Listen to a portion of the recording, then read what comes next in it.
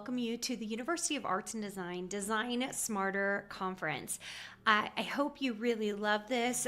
8 of our students at the University of Arts and Design are going to be teaching you today. So if you're watching the replay for this, we are running it live on June 10th, 2026.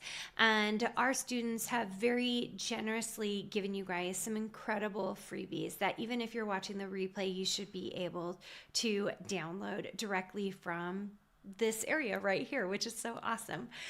So let me tell you a couple of things that I hope you really enjoy.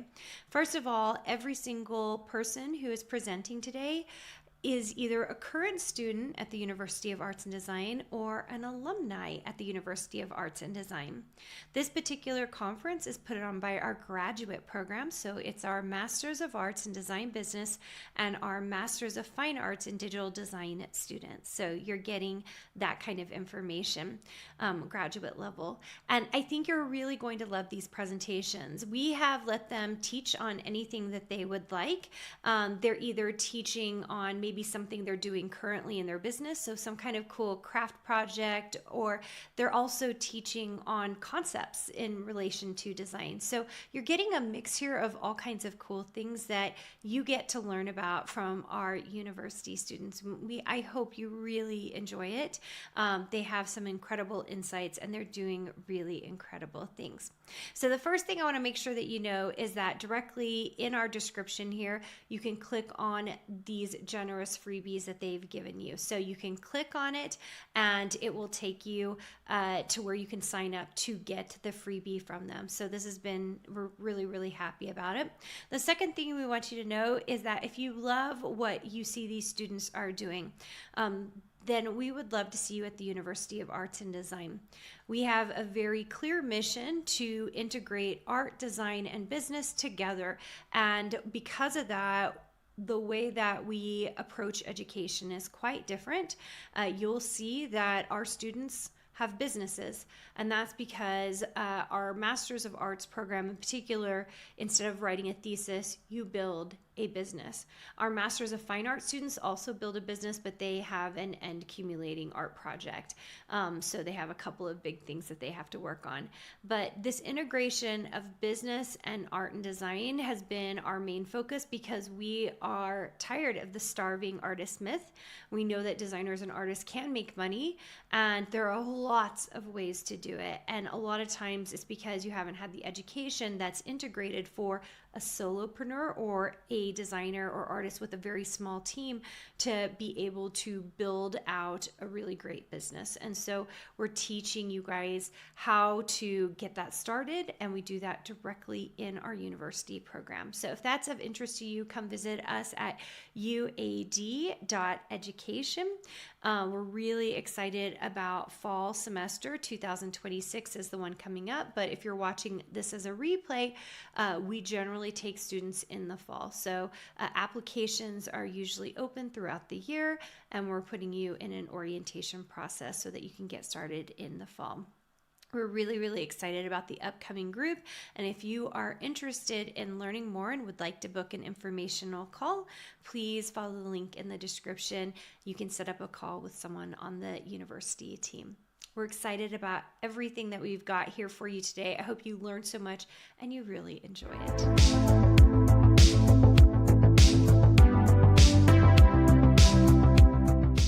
Hello, welcome. If you are here for the Design Smarter Summit, you are in the right place.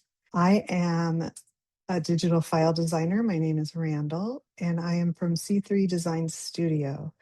I also am a student at the University of Arts and Design, and it has been so lovely learning all of the different techniques. Today, I'm going to go through something that I learned in my die cut class, and that is shadow box design.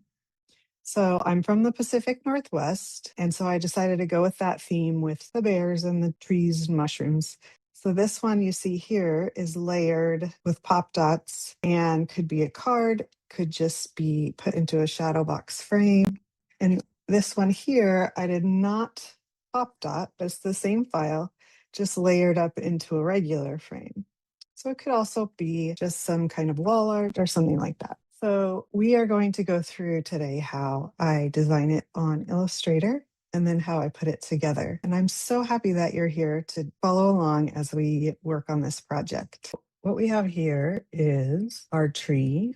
To avoid having multiple pieces, I'm going to just unite it with my Pathfinder tool. I just wanted you to see how I built it. And then same with the mushroom. I just used a rectangle and drew this little mushroom cap, and I'm going to unite that as well. So we have the full mushroom, and in case we need the stem separate, we have the stem and the cap separate. To start, we need to make the frame for the 5x7. So you select your rectangle tool, click once on your artboard, and I already have it in here, 7 width and inches width and 5 inches height. Click OK. So here is my rectangle that's going to be my frame. And you can feel free to use the blue frame that's already in there if you want. I just wanted to show you how I made it. So what I did is I selected the rectangle.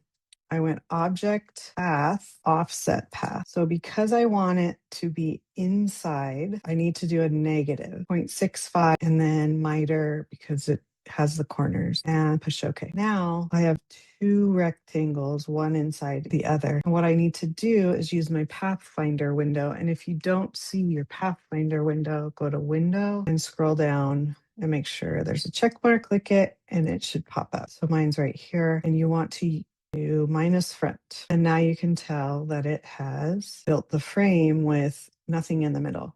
And that's because we're going to put all of our elements in the middle. So I'm going to use my eyedropper tool, which is I on the keyboard, or you can select it here. And then my selection arrow, or V, on your keyboard. And I do use a lot of the shortcut keys. So I know the back layer is going to be this light brown. We need to make sure that we copy and paste. We want all of our motifs. We want to have a master set of them in case we make a mistake and we need to go back and use it again. So we're going to copy and paste the bear. You can do Command C, Command V. Something happens, or that didn't select my bear. Select the bear, Command C, Command V, okay? And then place your bear wherever you would like. You want to make sure that parts of it are touching the inside part of the frame, because then it's going to cut as one piece and you don't want it to cut out as a whole bunch of tiny pieces. Then we want to actually put all of our motifs except for the flowers. So on the 2 brown layers and the green layer, we're going to be stacking and building up our shadow box. So we need to think about what our final looks like. And then as we're stacking, we want to have a base behind it to adhere, for example, the tree to. So the tree needs to be on all 3 bottom layers. So we're going to select our tree and Command C, Command V, or hold down your Option and click and drag it. And we're going to place it on the back layer as well, making sure that it's touching in multiple places so it has a good hold onto the paper frame. What else is going to be on the back layer? Our mushrooms need to be on the back layer because they need something to hold on to. So we are going to Command C, Command V for copy paste, or hold down your Option and click and drag a mushroom. Now this is all going to end up being this light brown color, so you don't need to change the color quite yet, but I'm going to size and have a small mushroom, and then I'm going to copy it, and I think I want it a little taller and bigger. So I'm going to make it taller and bigger. So I have my tree, my 2 mushrooms. What else do I need back here? I need a fern. Here's my fern, holding down my Option, and I'm clicking and dragging, and then I'm just going to put it wherever I want. I want to be mindful that these gaps here aren't too, like that is too small and it won't cut well on your machine. So I kind of make it about like that. Give it a little bit, a little gap's okay. I mean, a little bit bigger gap is better because your machine will cut it better. And again, that little piece right there. These are all kind of design things you need to think about when you're building up a layered file. How's the machine going to cut? Is that space going to be too little and it will just tear? Or how's that going to look? So looking at our master here, because I've already built it, I'll give you a sample. But if you're just thinking through, okay, what's going to be my very back layer. So you want the fern, mushrooms, tree, and the bear. Okay, so we are going to copy Command C, Command V, and paste this before we unite it. We're going to put it to the side just in case something happened, then we need to go back to that layer. You want to make sure, to avoid frustration, you're going to want to make sure you have a copy every step of the way. The first time I made this, I got to the end and realized something was wrong and I'd already united everything and I had to start over. But if you have a copy that is not united, then everything's still its own piece. So you can just go back to that one layer instead of having to start all over. I have it selected again because I'm going to copy paste it again. And this is because my next layer is going to be the brown layer. So I know I'm going to need the tree, the fern, the mushrooms, but I want a smaller bear. So I want it to be in front of the big bear. So I'm going to select the bear and I'm actually going to select my eyedropper and turn him brown just so I can kind of visualize what's happening here. So I want the smaller bear. Okay, I'm just gonna bring it up here a little to see. Again, I'm checking for placement and kind of eyeballing it, and I'm just gonna drag him straight down. Again, make sure you're looking, don't want these tiny, tiny gaps. So this is going to be my brown layer. So I can select it all, select my eyedropper and make it all brown. I can actually do that on this one as well. Select my eyedropper using I on my keyboard and make it all that back layer color. So we are going to unite this back layer because we have a copy just in case. So we united that back layer. And if I find that I have little spaces like this, I'm going to use my direct selection and I'm just going to delete them because those will just tear my paper. It won't cut that tiny. That is that layer. So we're going to take our brown layer. We have not yet made a copy of it. So we need to do our selection arrow, not direct selection. Highlight it all, Command C, Command V, and we're going to put it over here. And we can actually turn all of this color so we know that's the back layer. So again, copies of them not united because you do not want to get to the end and realize, oh, I need to fix that layer, and then it's all united and you can't go back and fix it, have to start over. So with all these layers and making sure they all line up, you want to make sure you have a copy not united. And that being said, this is the original frame. So I'm glad I thought of that now. I need this frame. I need a copy of this frame. And I didn't do that. I'm glad I realized that now, although it would have been over here too. So that's why we need copies of every layer. So this layer, before I unite it, I'm going to hold down my option, select it all, hold down my option key and drag it down here. Now, if you see when I'm holding down my option key, do you see the arrows turn into two? That's so then if I click and drag, it will make another copy. But if I do that and then I lift up the option before I let the mouse go, it will not work. Just a little tip. Okay, so now I have that one. I'm going to unite the brown and I'm going to put it right on top of this one. And then I'm going to move this one to the top. So what I'm thinking about right now, and I'm going to actually turn it green just to keep my train of thought so I know where I'm at. So this is going to be my green layer and it's going to sit in front of my brown layer. So if I leave this bear right here, he's going to cover my brown bear right here. So I need to delete him out of my green layer. Then the same thing with the mushroom caps. You know what I did? This is why we have copies not united. Take our brown layer that we have not united. I'm going to make a copy of it and I'm going to delete the bear. And then what I'm going to do is I'm going to take this mushroom stem and I'm going to recreate my mushrooms. Arrange, bring to the front so I can see it. Oh, look at that, you guys. I didn't make a copy. I'm going to copy Command C, Command V, the top of my mushroom, this one. And just so I could see it better, I think I'm going to make it this light brown color, just so I can see it to size it to this same. I need to take the stem, and actually it's a little skinnier, it needs to be the same height because it's going to be above the brown. I resized my mushrooms way at the beginning. And so now I'm having to kind of guess the new size as I try to fix my mistake. Okay, so now I have these mushrooms and I need the stem and I need the tree. So remember, I'm making the green layer. So I need everything except the cap. And you guys, I'm going to copy paste. Oh, I'm going to turn it all green and then I'm going to bring it up here and I'm just going to check it. And it looks like it's going to work. What I did was I took this and I made the mushrooms the same size, but I used a separate cap and a separate stem.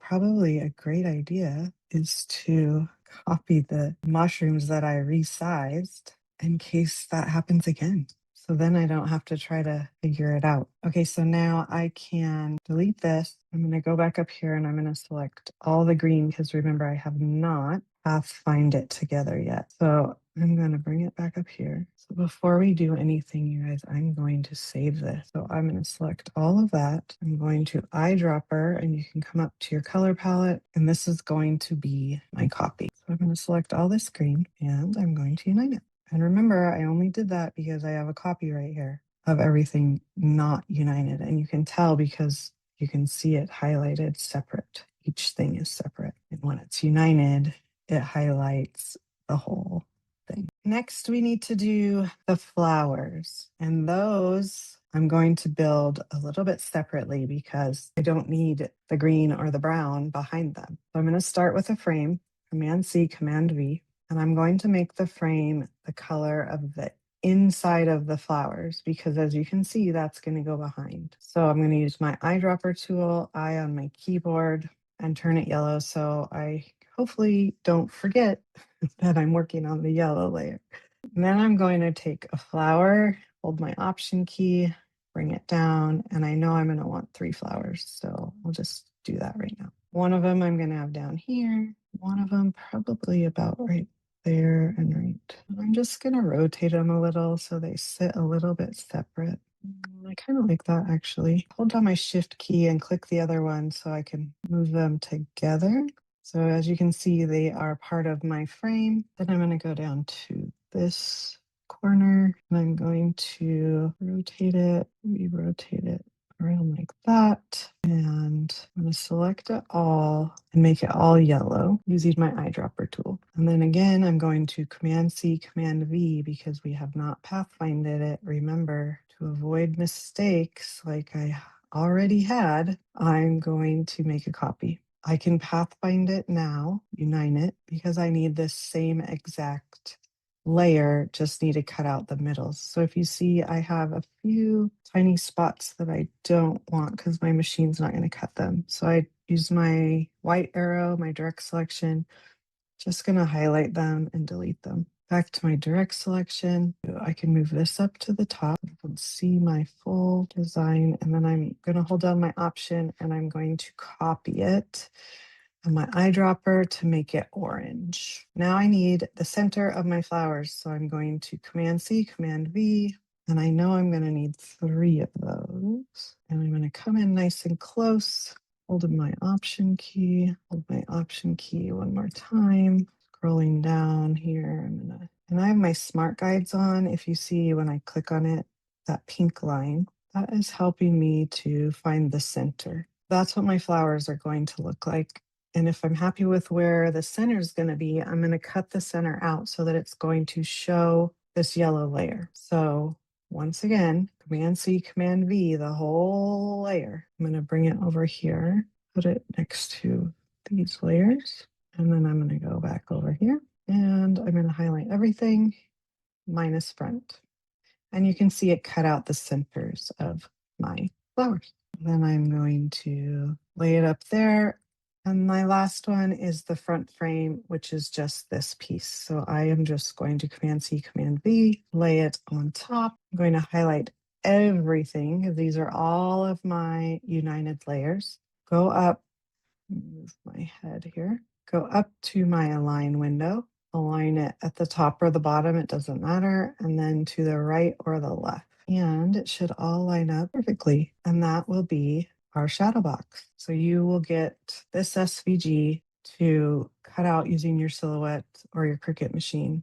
And you could actually also cut it out with your laser if you wanted to make it out of acrylic or colored board or wanted to do it out of wood and paint them. You could also do that because of the way it's set up. this is what you will get. You'll take it to your machine, cut it out, and I will meet you back to go through how I assemble it and make it into a shadow box. I hope you enjoyed doing this with me and you could follow along when I was trying to fix the mistakes, which there are no mistakes. There's just happy accidents.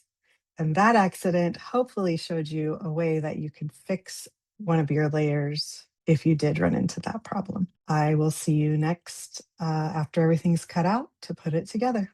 We just created everything, all our designs in Adobe Illustrator. Here is what is our finished product. And as you can see, I have only pop dotted 1, 2, 3, 4 layers, and then I glued together the last 3 top layers. That is personal choice. I wanted to be able to see the yellow through the flowers without too much shadow, but yeah, you can do it any way that you want. You could also do different color flowers, different frame color, different bare colors. Of course, it's always your choice. We are going to start by, we're going to move all of our pieces. So you can see this is 7 layers. And we are going to start by moving all of these out of the way and just gluing the top 3 layers together first. So I just use Elmer's craft glue when I am gluing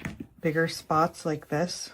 If I'm gluing smaller things together, I have this pen that I absolutely love because, as you can see, it just does a little bit of glue at a time, and I'll use it on the flowers so you can see how that works. For this project also, we have pop dot, large squares and small squares. I also sometimes decide to use the circles. There is one place on the fern that I use the small circles and cut them in half so that it doesn't show through or outside of the fern. These ones are kind of hidden back here, so probably wouldn't see it anyway under the flower, but just in case, I like to cut it in half just to make sure that it fits properly. Okay, so let's get started here. I'm going to set the frame aside. We want to make sure we're gluing on the right side. So if you see our final design, the flowers are up on the right hand side. So we are going to, I'm going to actually put the glue on the bottom piece, flip this one over so I know that's the back. And I'm just going to put glue around the edges. And this is the top few pieces that I chose to glue together instead of pop dot. And you, like I said, don't have to do that. You can, of course, pop dotted, or maybe you have a different technique that I haven't learned yet. And if so, I would love to have you share that. Here's the little pen, and it just puts like your drawing. It's so neat because you can be so precise. These flowers are kind of blocky, so you don't have to be, but it does dry clear. And I'm going to put this together just so doesn't dry before we get a chance to. Pad bit off, I guess, on this side. So here is first layer. We're gonna do the frame. Of course, we only need glue on the very outside for the frame. There is no elements on the inside. Just put some glue there. Again, try to line it up so it's exactly right. And sometimes I have to, pick it up and look at it straight on to make sure that, as you can see, I'm having difficulty here. Just take that off. Put a little, parts of it were drying and parts of it were sticking. So let's try that again. One thing I like about this glue is it is a little forgiving, so it doesn't dry quite right away, so you can kind of push things around a bit to make sure that you get it best you can there. So that looks pretty good. I'm just going to set this one aside for now, and I'm going to bring back our other pieces and start from the background. This is our background, and I chose to just do a 5x7. It would be really cute as a card as well.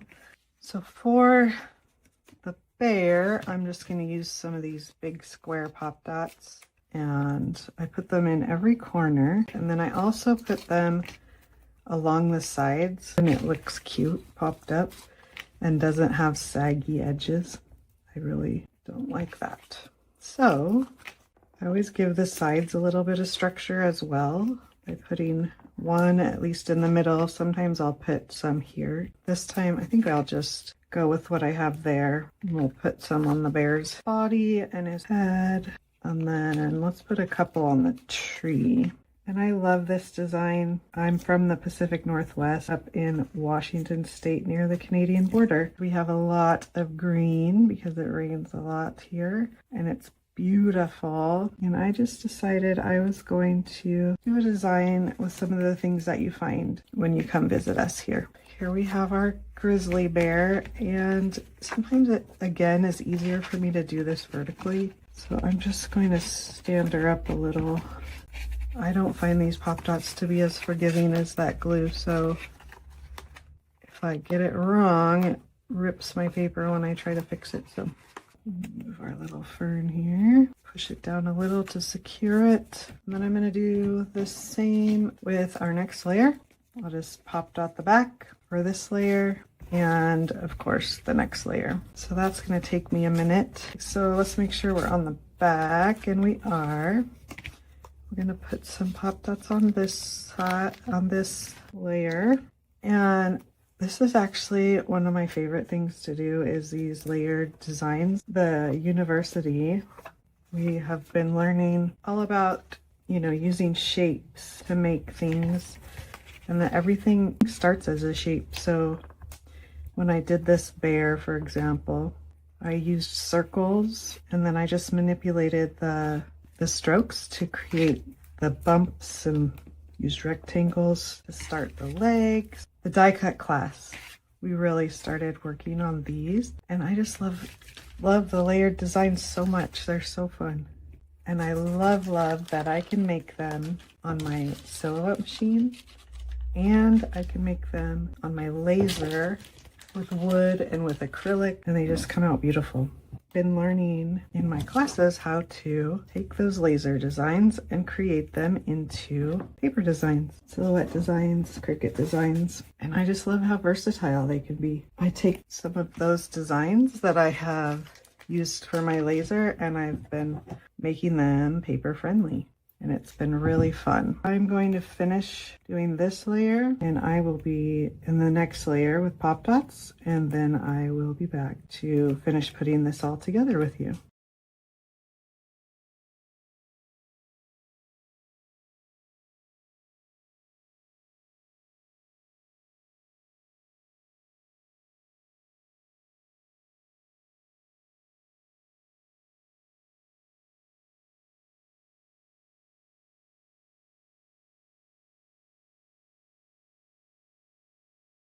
So I am finished with those, and I'm just going to look. I can't remember. I did pop dot that.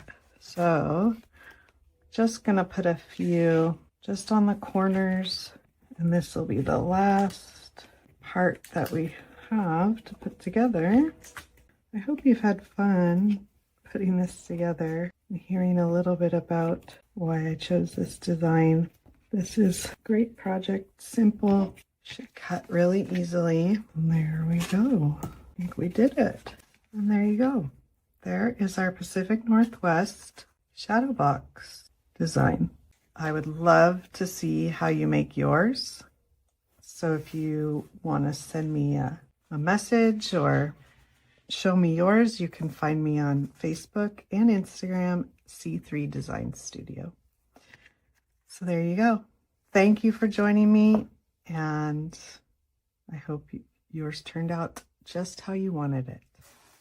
That was so fun. Thank you for joining me and making this shadow box layered design. I've learned so much at the University of Arts and Design, and it's been really fun. And I'm so excited to see where this takes my business. There's so much potential and so many things that I can learn and do. I'm really excited to have made this project with you.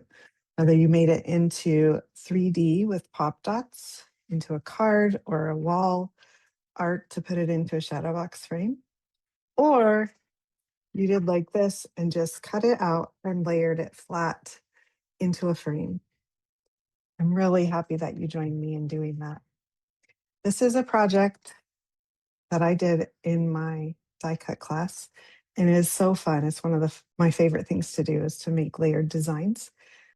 If you like this design, you'd like to see more of my designs and what I create, you may find me at C3 Designs by Randal on Etsy. I'm in the Silhouette store, C3 Designs Studio. And I'm on Instagram and Facebook at C3 Designs Studio. I would love to connect with you and have you join me for my journey as I do my creating 3D layered surface pattern designs. I have so much that I love to create. So if you'd like to join me on those journeys, you may find me on Instagram and Facebook, C3 Design Studio. And I also have a website, c3designstudio.com. I look forward to having you join my journey, and I really hope that you had fun creating this project. And happy creating.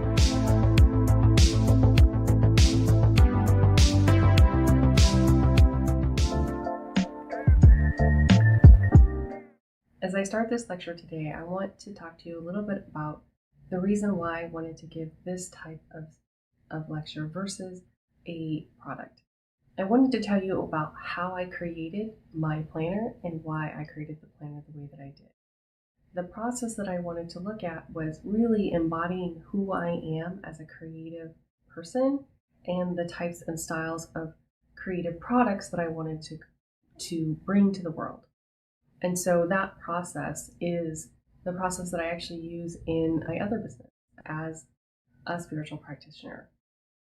It's empower, embrace, and embody. I want you to feel empowered to create anything that you want. And that empowerment in your creativity will shine through the products that you create. The customers that buy your products will understand how important that is to you, and you can niche down relatively quickly and easily because it is something that you're passionate about. So I will step you through the process of showing you how that worked in my planner and then showing you how you can use the handouts that I've given you to step through that process. When you start your design work, you want to think, what do you keep on returning to? For me, it was a planner.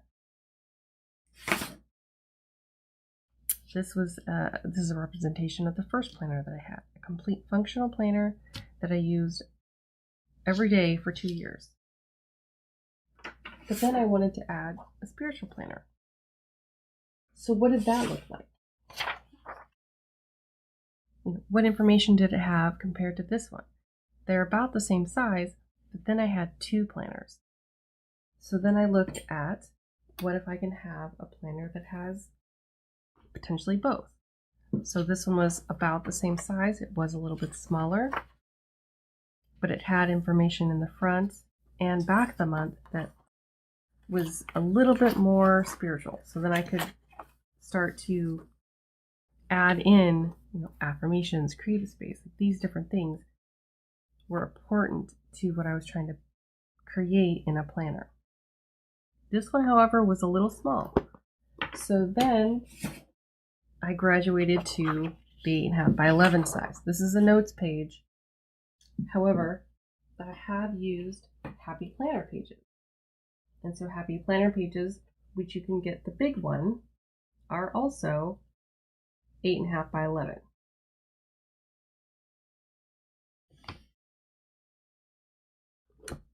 So this is a Happy Planner page set, page insert. So most of the information is on one side. You have a weekly planner on the other side with some space. And this is a fully a functional planner. Doesn't really have a spiritual component to it.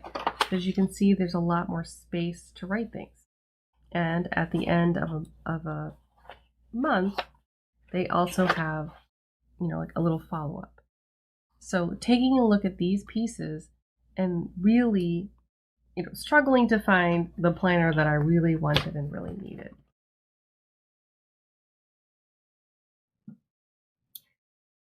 I want to walk you through the handouts that I have given you for this class so that you can walk through the steps of empower, embrace, and embody yourself as you walk through that creative journey.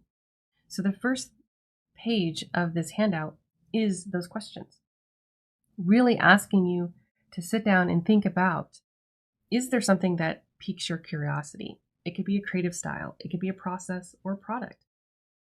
Are you sampling those different areas, so that you can find what resonates? And once that resonates, what are you continuing to come back to, which shows that you are resonating?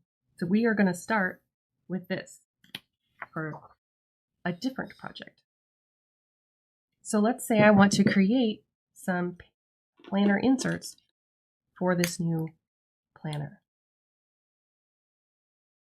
So what is a process that I am coming back to? For me, it's lunar cycles.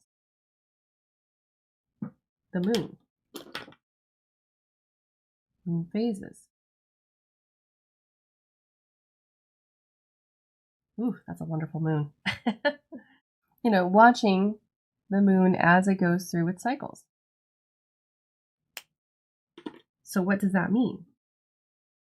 Well, I could do a new moon, full moon layout.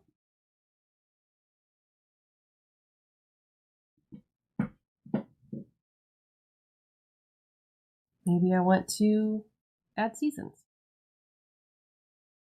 What about stickers? Do I want to draw these every time? Because that looks great. Or do I want to look at the sun? Maybe the sun cycle is something that I want to focus on. So really take an opportunity to look at these things. What is coming back to you? What are you continuously going back to find every single time?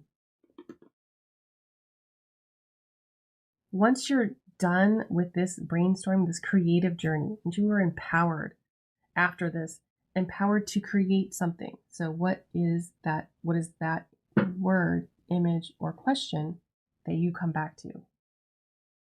Can you put it into a product? Or are you there yet? You don't have to be. You could start with this inquiry and then write through that to see if there's something at the end that you can work with. And we're going to go with one product. The next part of this section is the embrace section. So now that you have embodied some product or some area of your creativity, let's focus down on embracing it. So how do we do that? We want to look at where we don't know what we don't know and where we need to expand what we know. So you want to start sampling all these different types of things so that you can figure out what it is you like and what it is you don't like.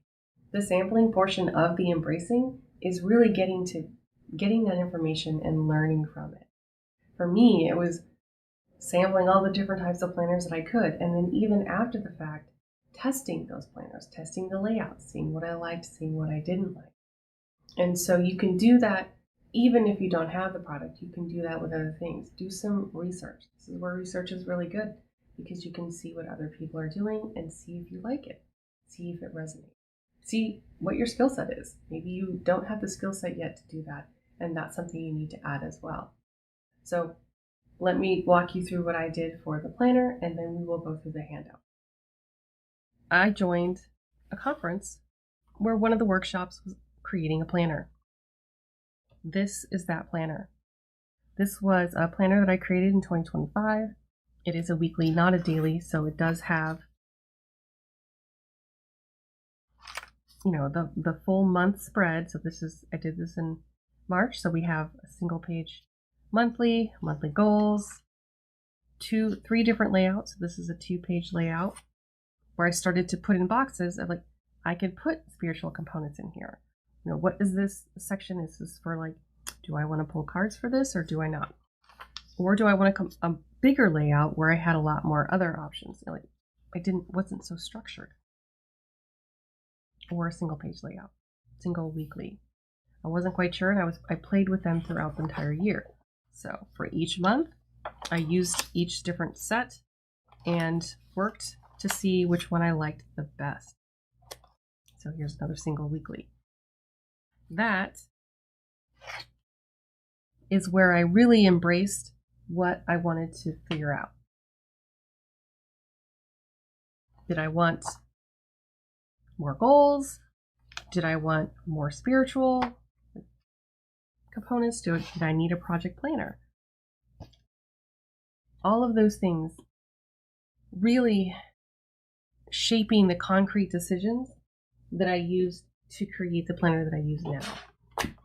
I started testing these in November and December of last year.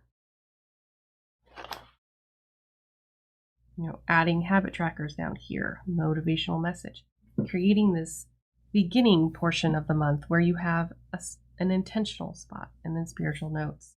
Really incorporating both of those sides in, making those concrete decisions to say, yes, I like this, no, I don't like this. I really liked having the separation between the different days, really defining what those sections meant and why I was using them. I also started to play with what does the journaling portion of this. Do I have a journaling portion? So those decisions then helped me to find the entire spread and layout of this planner. In this case, I have a reflection page where it has releasing, spiritual insight, a summary of your moods, anything you want to write, your accomplishments and highlights. So again, functional and spiritual. Now that you feel empowered to create a project, we want to embrace that cohesion. What colors are you using? For my planner, my new version, which is the Embody Planner. So that's what we are going to look at as the example. My color palette is navy, gold, parchment, and cream. It's an elevated look. It's like more of an antique gold. Subtle, not bright and vibrant. Whereas before, my design work is teal and yellow. So that movement between the two, they do relate, but not in the way that you would think. So what is your color palette? Why do you want that color palette? These choices are for cohesion purposes. The terms that I like, the descriptive terms using. Warm. Cozy. I'm going to jump over here because texture is a different section for me. But warm, cozy, welcoming, inviting. Those are the words that I want to use for this planner.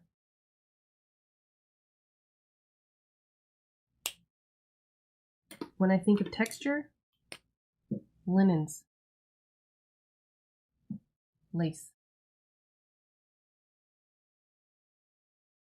That feeling that invites the warm and cozy. Both of these relate to each other as these relate to each other. Because the linens and lace, they can be white, but they can also be cream. That softness that you find. This is what I want.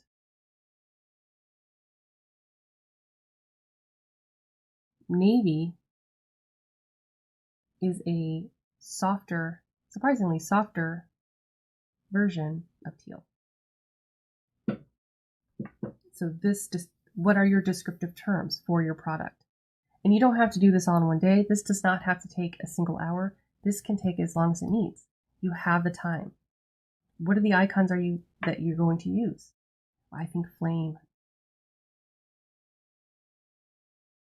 I think feather. Which would be a great feather right here. Feather, flame. Do you maybe want the moon?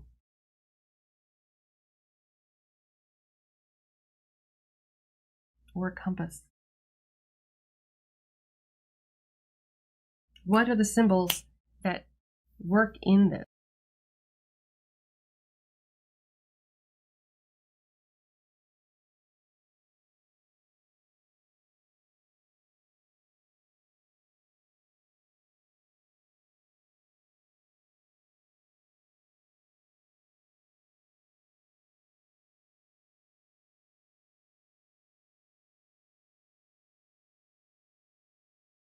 This is that place where you can create that creative cohesion. You want these to align. Warm and cozy. Align with flame. Inviting can align with feather. Feathers can be signs. This can give you direction. So just work through that creative cohesion to see what it is that lands with you after you've done this creative journey. The final portion of my lecture is the embody section. This is the planner itself. I will walk you through my planner and show you changes that I made and that I'm going to make based on the information that I found. And so that is where you're really embodying your creativity, or you're embodying the product. That it helps you create, but I would term this is your origin story. Well, how did you get that product? Where did it come to be? Knowing that can help you really, not really sell, but like talk about your product. It is amazing in a business how many times you have to talk about a product if you're at an expo or you're at an event where you're just excited about your product. And when you're excited, that shows through. And knowing that information in a succinct way can really help move the conversation along. And if you want to, let's say, have a large sale or bring on a new client or really just sell your product. And so those are the things that I just wanted to show you. Again, we'll step through my example, which is my planner, as well as the handout, so that you have all of those as visuals so that you can do this on your own. This is what that embodied planner looks like. A full representation of my own artwork created for this planner, as well as the front portion, right? The planner name has changed. It is now the embodied planner. But what you would normally see in a regular functional planner, including the spiritual components, the cards. So if you do a Wheel of the Year card layout, there's a spot for that. You can create a word of the year and your card of the year. There's a location to write all of that information down, to carry it forward. What does your life look like? What areas do you want to plan for with that? And there are some questions and prompts here to kind of get you to write about every single one of these, and then maybe focus on 3 aspects and 3 goals. And then finally, a lot of creative space in this planner, so that when you have an idea, you can put it down and you have different locations for it. It's not just lines. That preparation for the next month. What do you want to focus on? Is there time that you can schedule? Like really figuring out what you want to do with that. And then the alignment. What was your card of the month? What does it mean? There's a little bit of creative space if you need to work a little bit on that, or work on your life aspect if you are choosing to work on a life aspect. The intentions, goals, tasks, functional information along with spiritual information. And then the layout. This is a 2-month layout. This is one of my favorite layouts. If you want to put a motivational message or still track your habits, you can. And then back to focus area, spiritual spotlight. If you want to draw a card every single day and have a daily card, you can. There's a spot for that. But you don't have to. You can use this to write all your daily tasks out. These can be notes. You can use it however you want to. We will look at that in a second, the way that I use mine. Again, have creative space and lined pages so that you can have notes, as well as that final reflection page. What are you releasing? Spiritual insight. Again, those spiritual components alongside your functional components.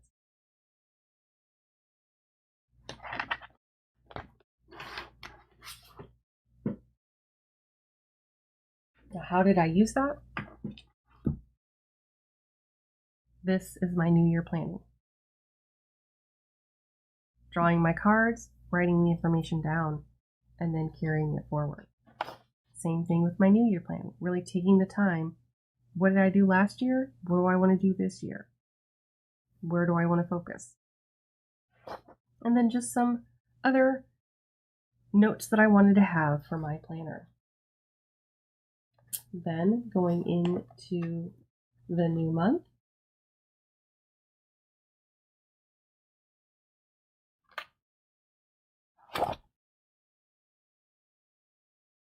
having that daily thing.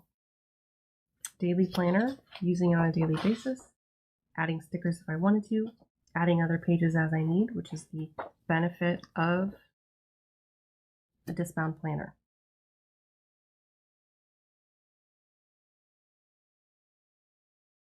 And at the end of the month,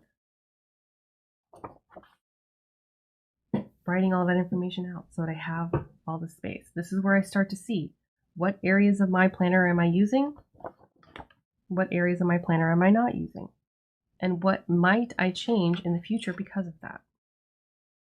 So those are the ways that you can look at embodying your project, and this can show other people, your customers and clients, that this is something that you use and that you will continue to use as you grow it. What is your project name? Do you have a name yet? And if you don't, that's fine. Mine is the Embodied Planner.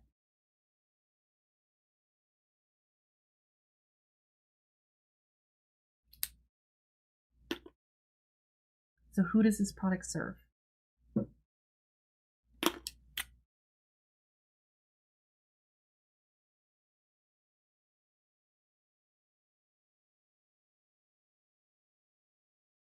Spiritual clients with functional needs.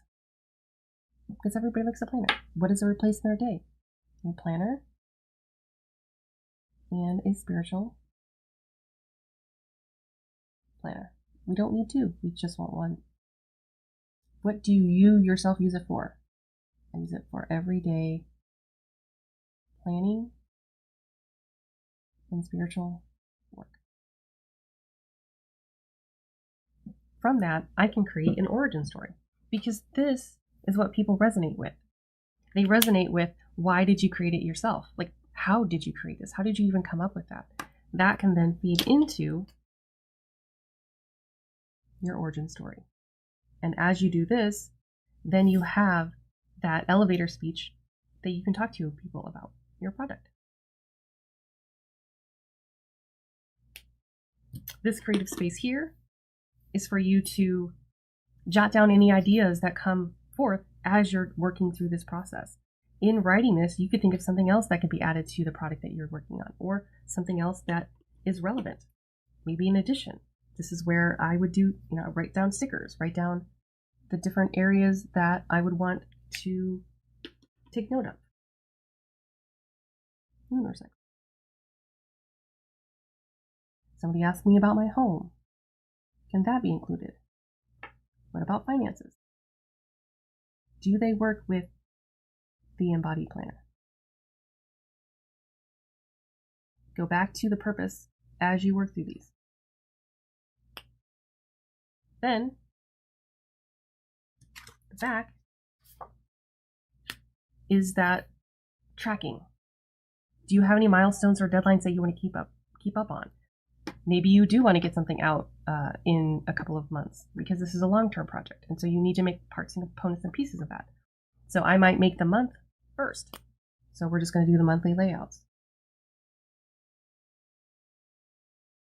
We're going to do the intro and welcome. You want to do how to use this planner. And then I put dates on these. How do I want to do this? What about the weekly layout? Those lunar cycles. So this is a great way to track that. Any notes that I have, doesn't have to be related to these, but I can write those notes there. And as I'm going through this, what's working, what's not working. So for me, what's working are the weekly layouts and the lunar cycles. What's not working? The moods and the habit trackers. Not really using those that much. Maybe even the snapshot. Is it too much in the beginning or not? These are the things that you want to look at as you're going through your project. And these are ideally for long-term projects, but you can do this for anything. So let's say I want to focus on what I'm going to work on for the next week or maybe the next semester of homework. Maybe there's this creative journey process. Maybe there's a subject that I want to have for that whole entire time. Every single time I looked at homework, I looked, does it bring me closer to this? Does it bring me closer to my planner? Does it imbue more into my planner or does it not? Does it take away from my time? Homework can be used to test things in the real market before you get it out here. So I would invite for you to take a look at where you can infuse this process, not only into your daily creativity, but also into how you approach your schooling. Because at the end of the day, all of that artwork can be used for your business. And so those are the things that I would keep in mind as I work through this project and as I look at universities and how I would use their requirements for my business. I really hope that you enjoyed the creation of this video. It really was meant to help you on your creative journey, whether that's through this university or whether that's through your own design business. I really enjoyed showing you my process on how I created the Embody Planner, and I hope that it helps you understand the creative process on really embodying what it is that you want and how to create your own place and your own niche in your design business and the design world. Because if you don't create from who you are, then that creation is not going to resonate with the people around you. So thank you for attending this lecture and this section, and I hope that you enjoy this time. If you want to learn more about the comings and goings of my planner, please find me on creativesitedesigns.com, or you can also find me on Etsy at Creative Site Shop. I'm more than happy to answer any questions, so please plop them in the chat and I will answer them as I can. Thank you.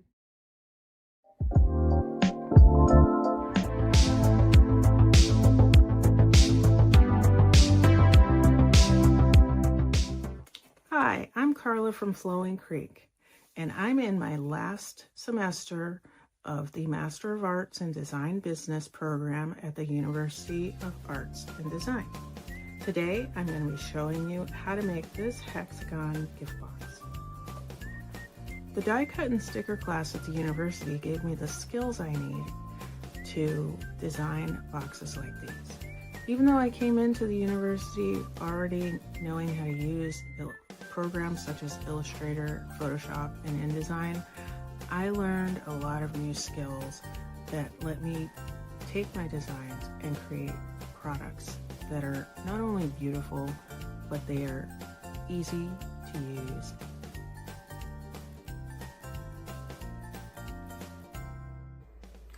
So I've already cut my pieces on my cutting machine. So now let's assemble the box. This is the bottom, and we'll start with that. So we're going to fold on the score lines. These are the score lines on there. Your score lines might be cut dashes depending on which file you have, but I did this on my Cricut machine and I used my scoring tool, so I don't have the cut dashes.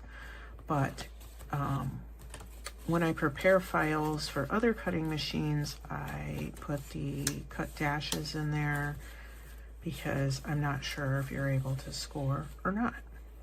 So we're folding this fold line in, so the bottom flaps get folded in, the top area gets folded down first, and then we fold it back and make sure that you crease all 6 points. And then you fold this top edge down. You can see where the score line is if you start folding it.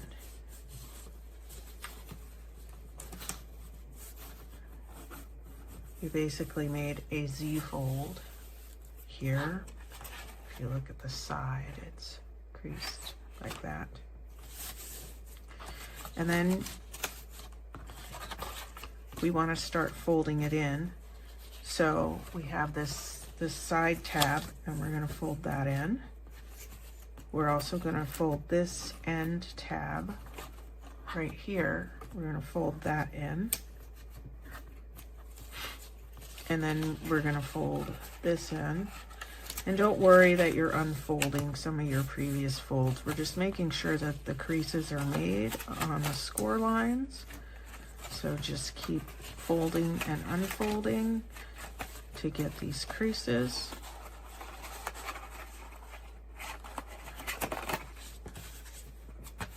And we have straight lines. When you get to the point where the base is, it will fold that way, and you can fold this one down and in.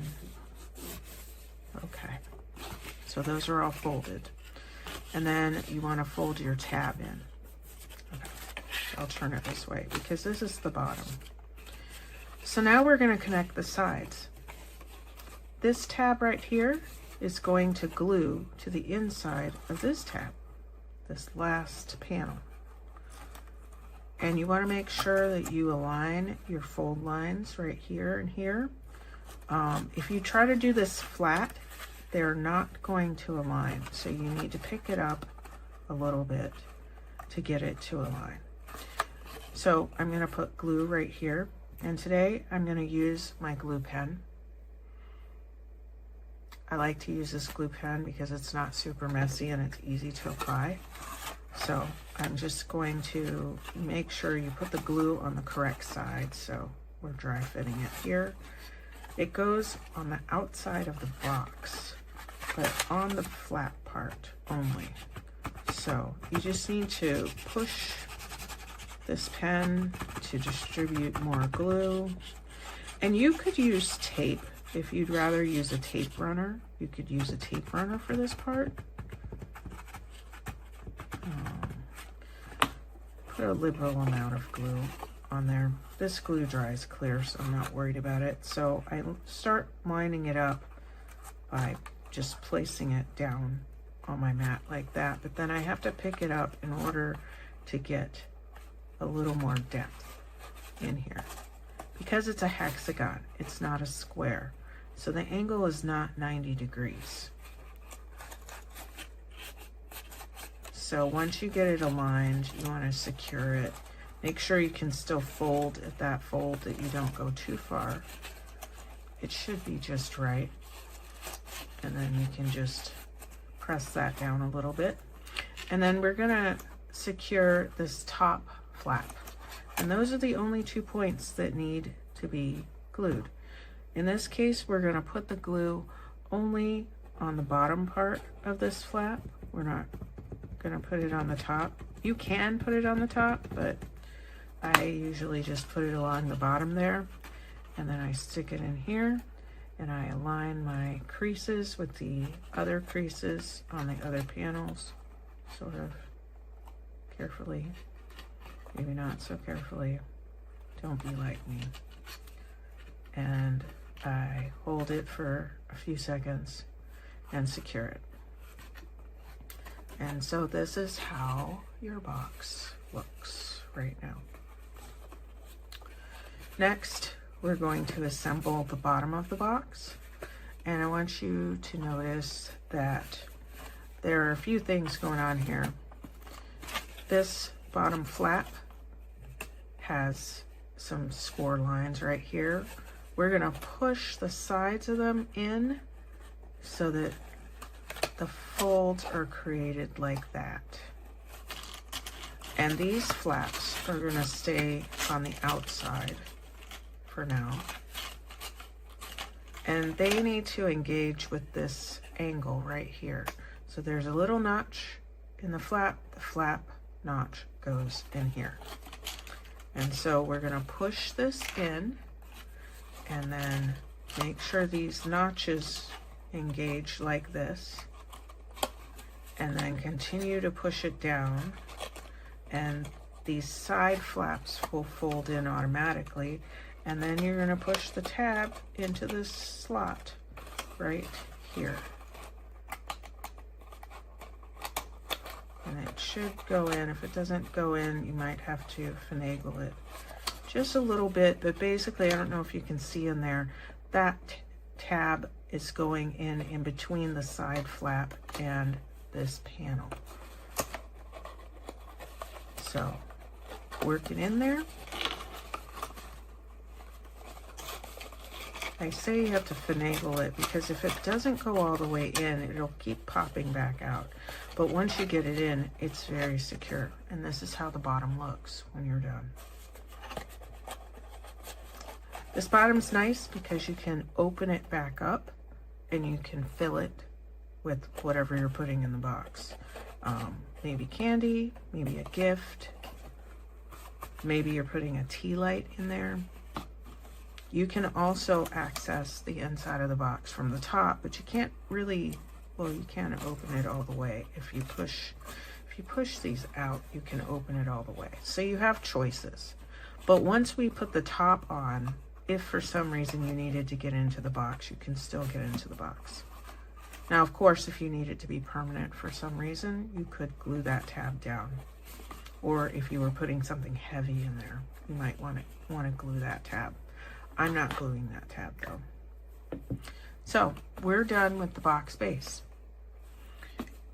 You don't necessarily have to use the top because the base, to me, it looks like a vase. So you could put some sort of, you could put a vessel to hold water if you had live flowers, and you could just put it inside of there, or you could make some paper flowers, and that would be pretty cool.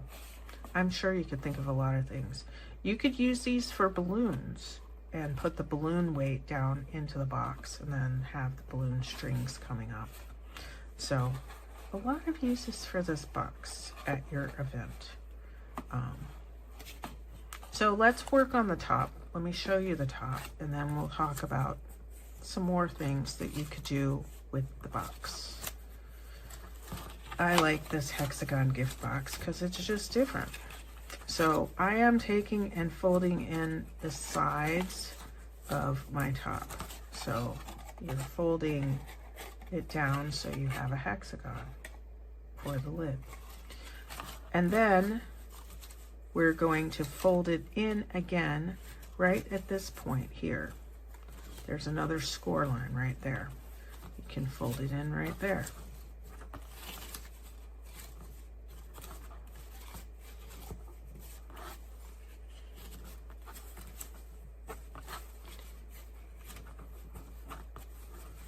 All right, then we're going to fold them out. So in the middle where it comes in, you're going to fold it out right at this point. And there's a score line there. So we'll fold it out. They look like little frog feet to me. So you have that. And now you have your lid. If you pull these up a little bit to straighten these panels fit on there. So this panel fits right on there. So if you want to use the top for the box, you just put it on top like this. And then you fold these around. And we're going to secure it with a ribbon. So I have a piece of ribbon that I've cut. This ribbon, I don't know how long it is, honestly, off the top of my head. If I had to guess, about 18 inches of ribbon. And this is for the box as it is, the size and the file.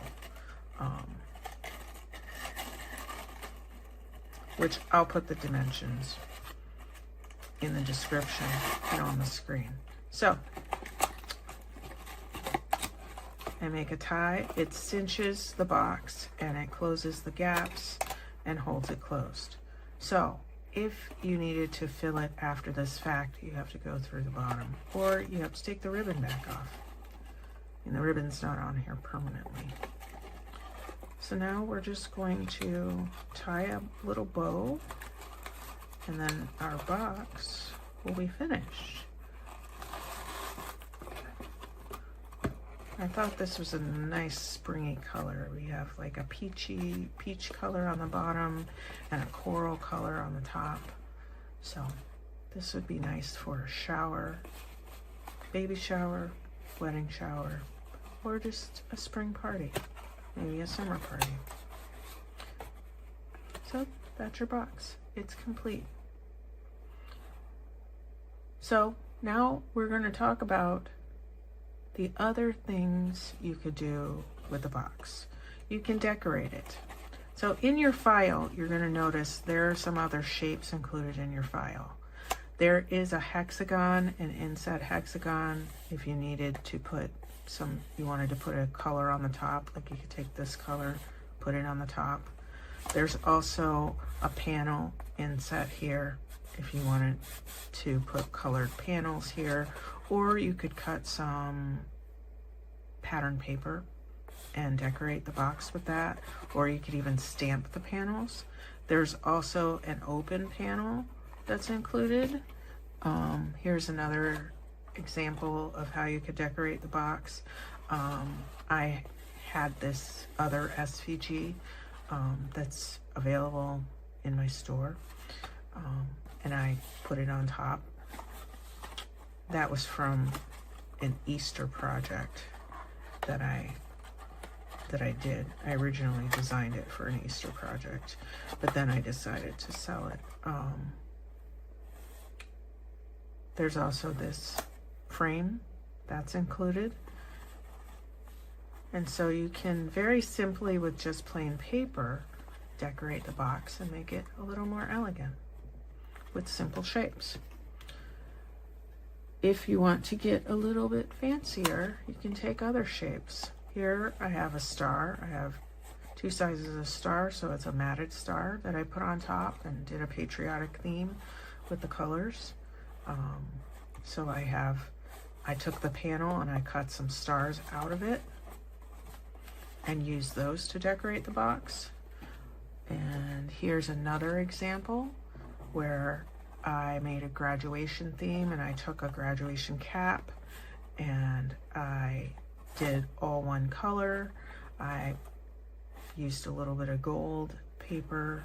This is gold foil paper that or cardstock, and I cut out 2026 so I can use this. I'll probably gift this to a graduate that I know.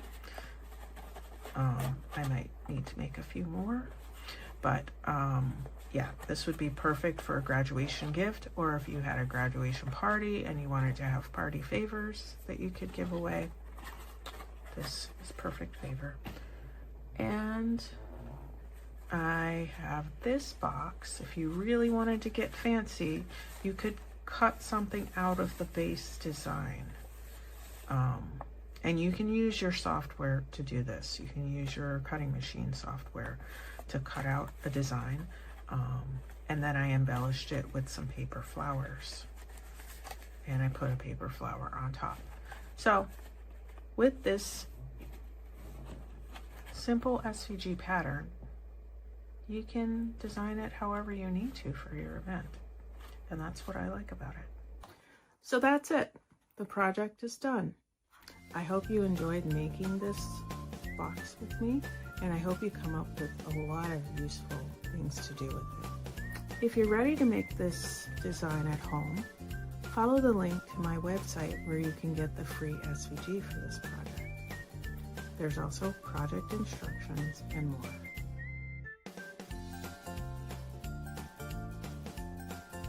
Follow the link to my website to find out how to get the SVGs for the related projects that I showed in this video and other projects featured on my website. Thanks for watching.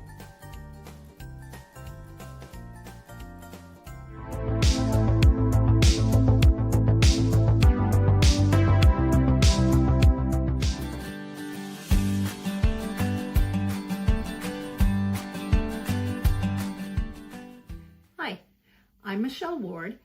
I'm working toward my Master of Arts in Design Business at the University of Arts and Design. Today, I'm going to tell you about how I took what I learned in two of my favorite classes and combined it into one product. First, I'll tell you about my die cut class. I love designing 3D SVGs.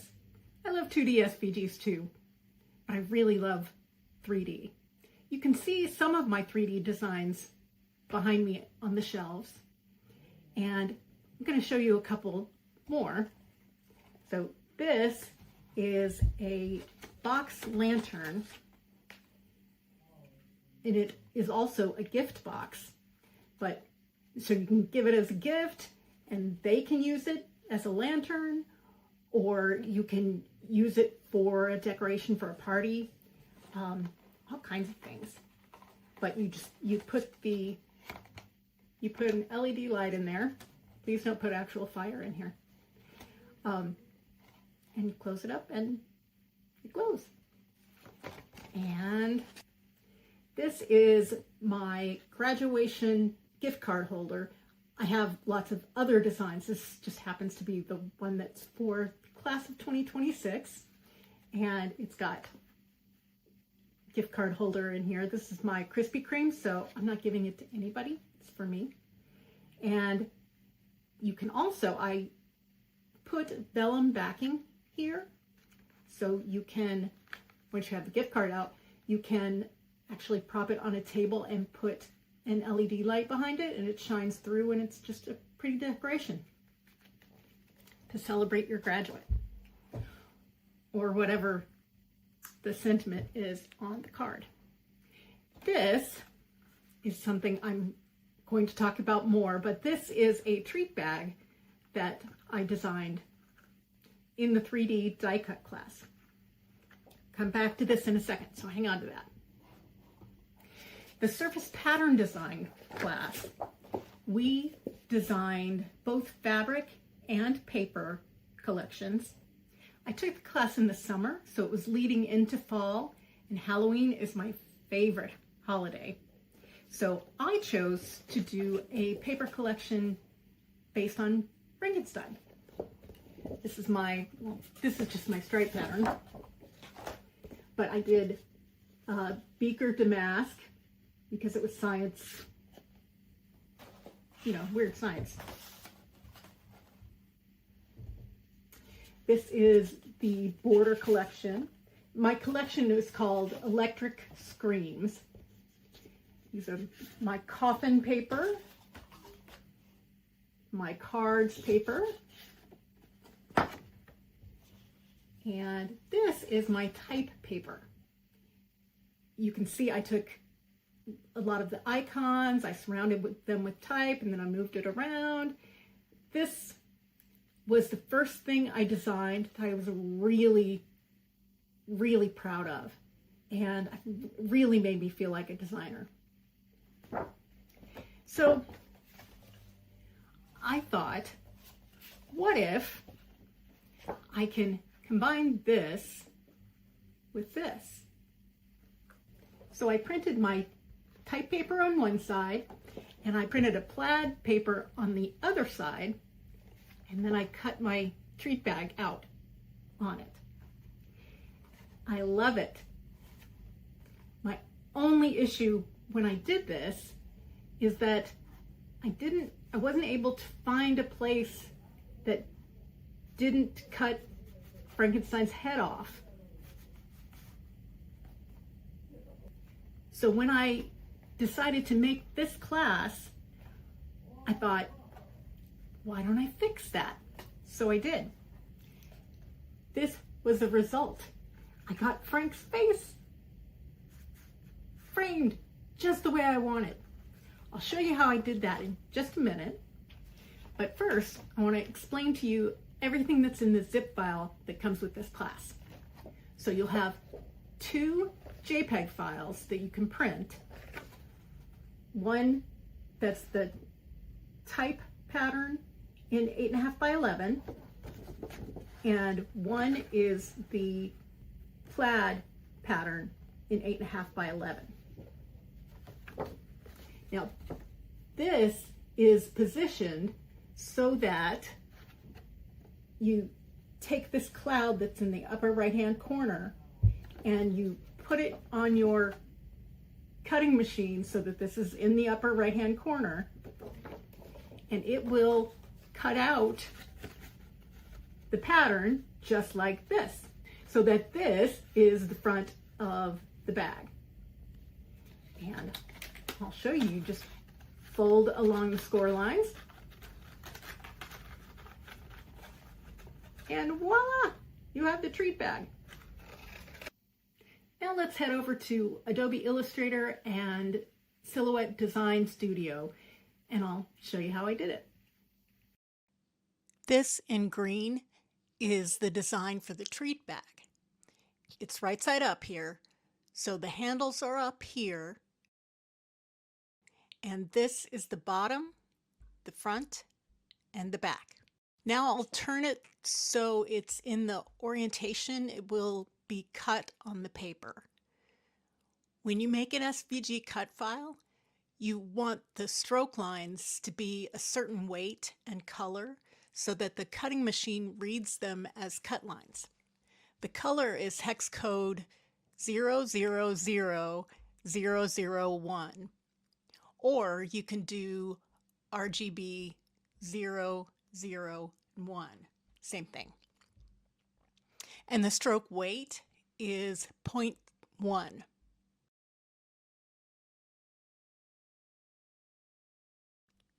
It's hard to see the lines at that weight here, so I'll highlight them. These are the solid lines that will be cut around the outside of the bag and the handles. And these dashed lines are the score lines that you'll fold along. This, without the highlighting, is the SVG file you will have for your cutting machine. To make sure Frank's face is framed where I want it, I'll bring in the 12-inch by 12-inch type pattern paper. I'll reduce the opacity of the bag shape so you can see through to the type paper beneath it. I took it down to around 60%. The patterns in my Electric Screams collection are all 12-inch by 12-inch, but I want to use letter size paper for this project. I've made the artboard that size here, but I can't see it anymore now that I've added the pattern. So I'm going to highlight the 8.5 by 11 size paper so that I can see where the border is. Now I can move the bag and paper around until they fit together the way I want them to.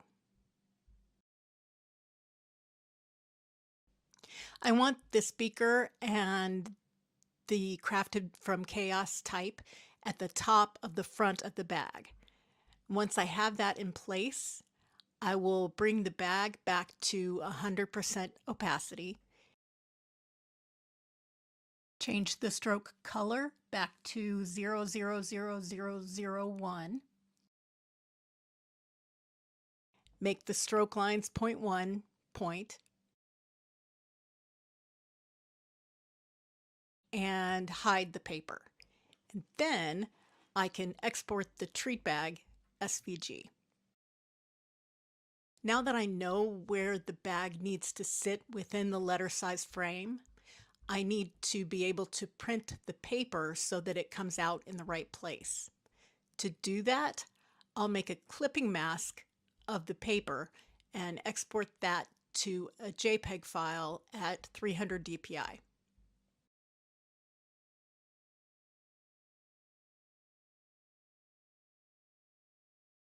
I'm also making an 8.5 by 11 JPEG of this plaid pattern from my Electric Streams collection for the inside of the treat bag.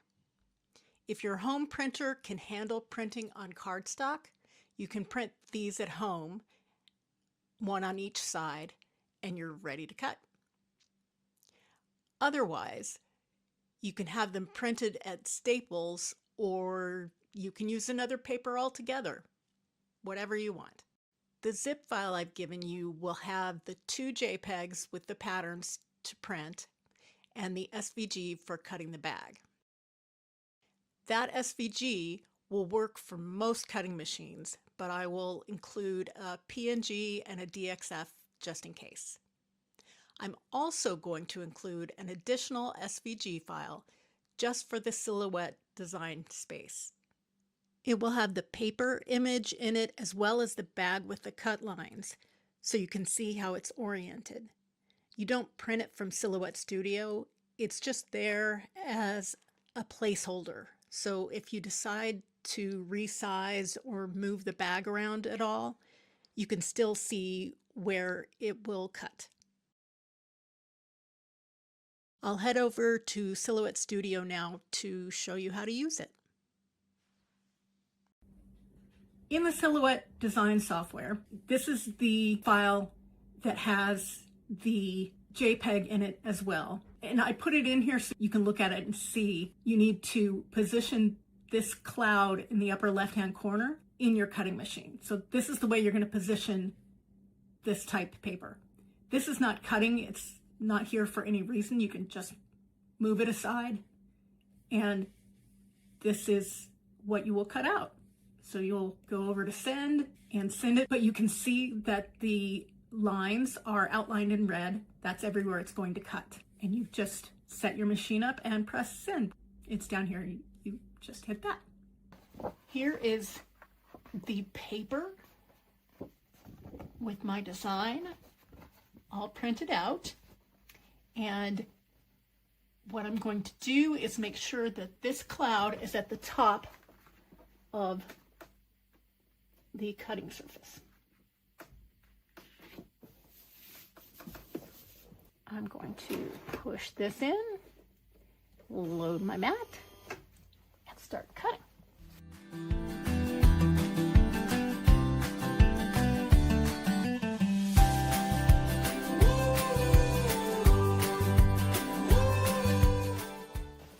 Let's see if that cut out the way I wanted to.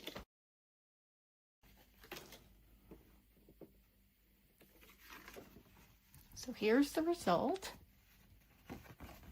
And this will be the front of the box. Look at that.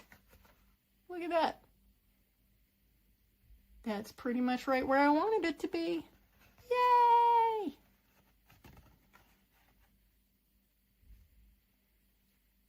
Here is the cutout of the paper I printed.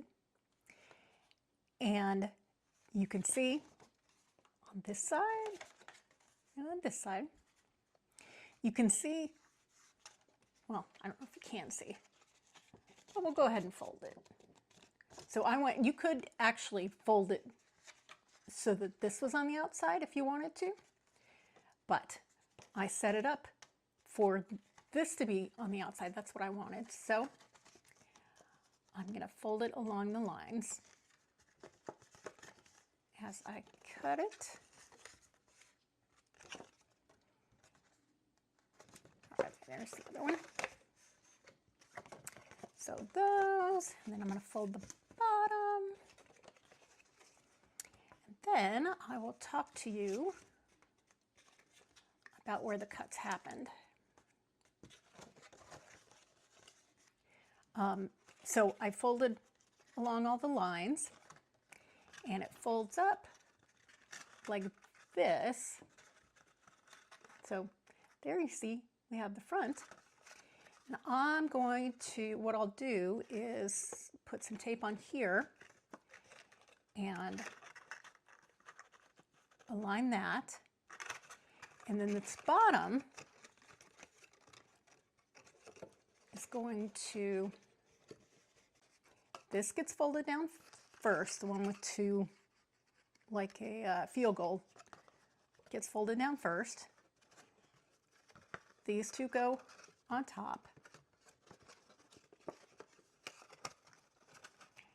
And then this one comes in and goes between those two underneath. And I have tested it before with hot glue and tape and dots. They all seem to work well. So today I'm going to use tape. I always forget to do that back, so just put some tape on there, and I think you should be able to, I learned this with lanterns.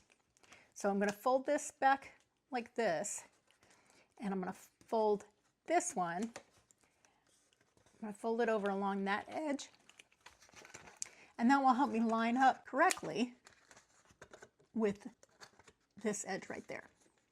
So I make sure that's pretty flat. And I'm going to hold that down pretty well. And voila! It's straight along there. So there's a little tip for you. Okay, now like I said, I'm going to fold this field gold one down first. I'm going to fold these two side ones on top, and I'm going to slip this one right under there.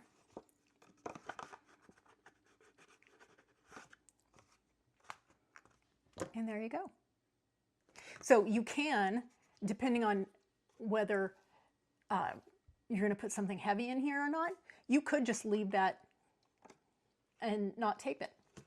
You could just leave it like that, and then you can save the box for later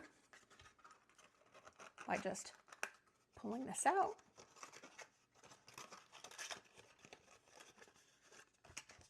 and folding it flat. That makes it easy to save. Or you could,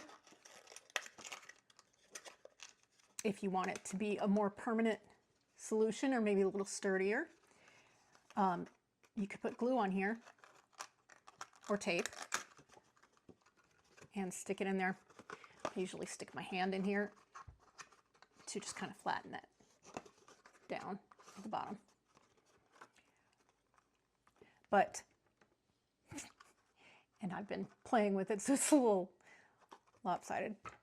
But you can put, like there's a glue pen, and it'll hold up pretty well. So there you have the bag. Thank you for joining me today to make this Frankenstein-themed treat bag. I hope you had as much fun as I did. You can find these designs and more in my Michelle Ward Designs Etsy shop or on my website at michellewarddesigns.com. Please also join me for my Crafting with Chaos YouTube tutorial videos.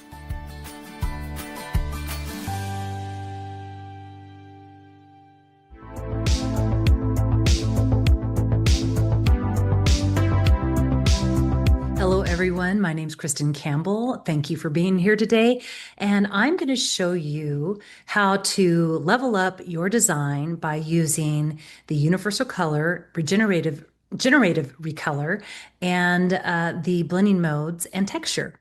So this right here, as you can see, is a flamingo design. It is one of my seamless repeat patterns, and it's a seamless repeat because If we were to stack this same pattern on all the sides, you wouldn't see a line, and it's fabulous for fabric or other type of crafting projects that you want to scale down or scale up to fit something that you want without having the lines.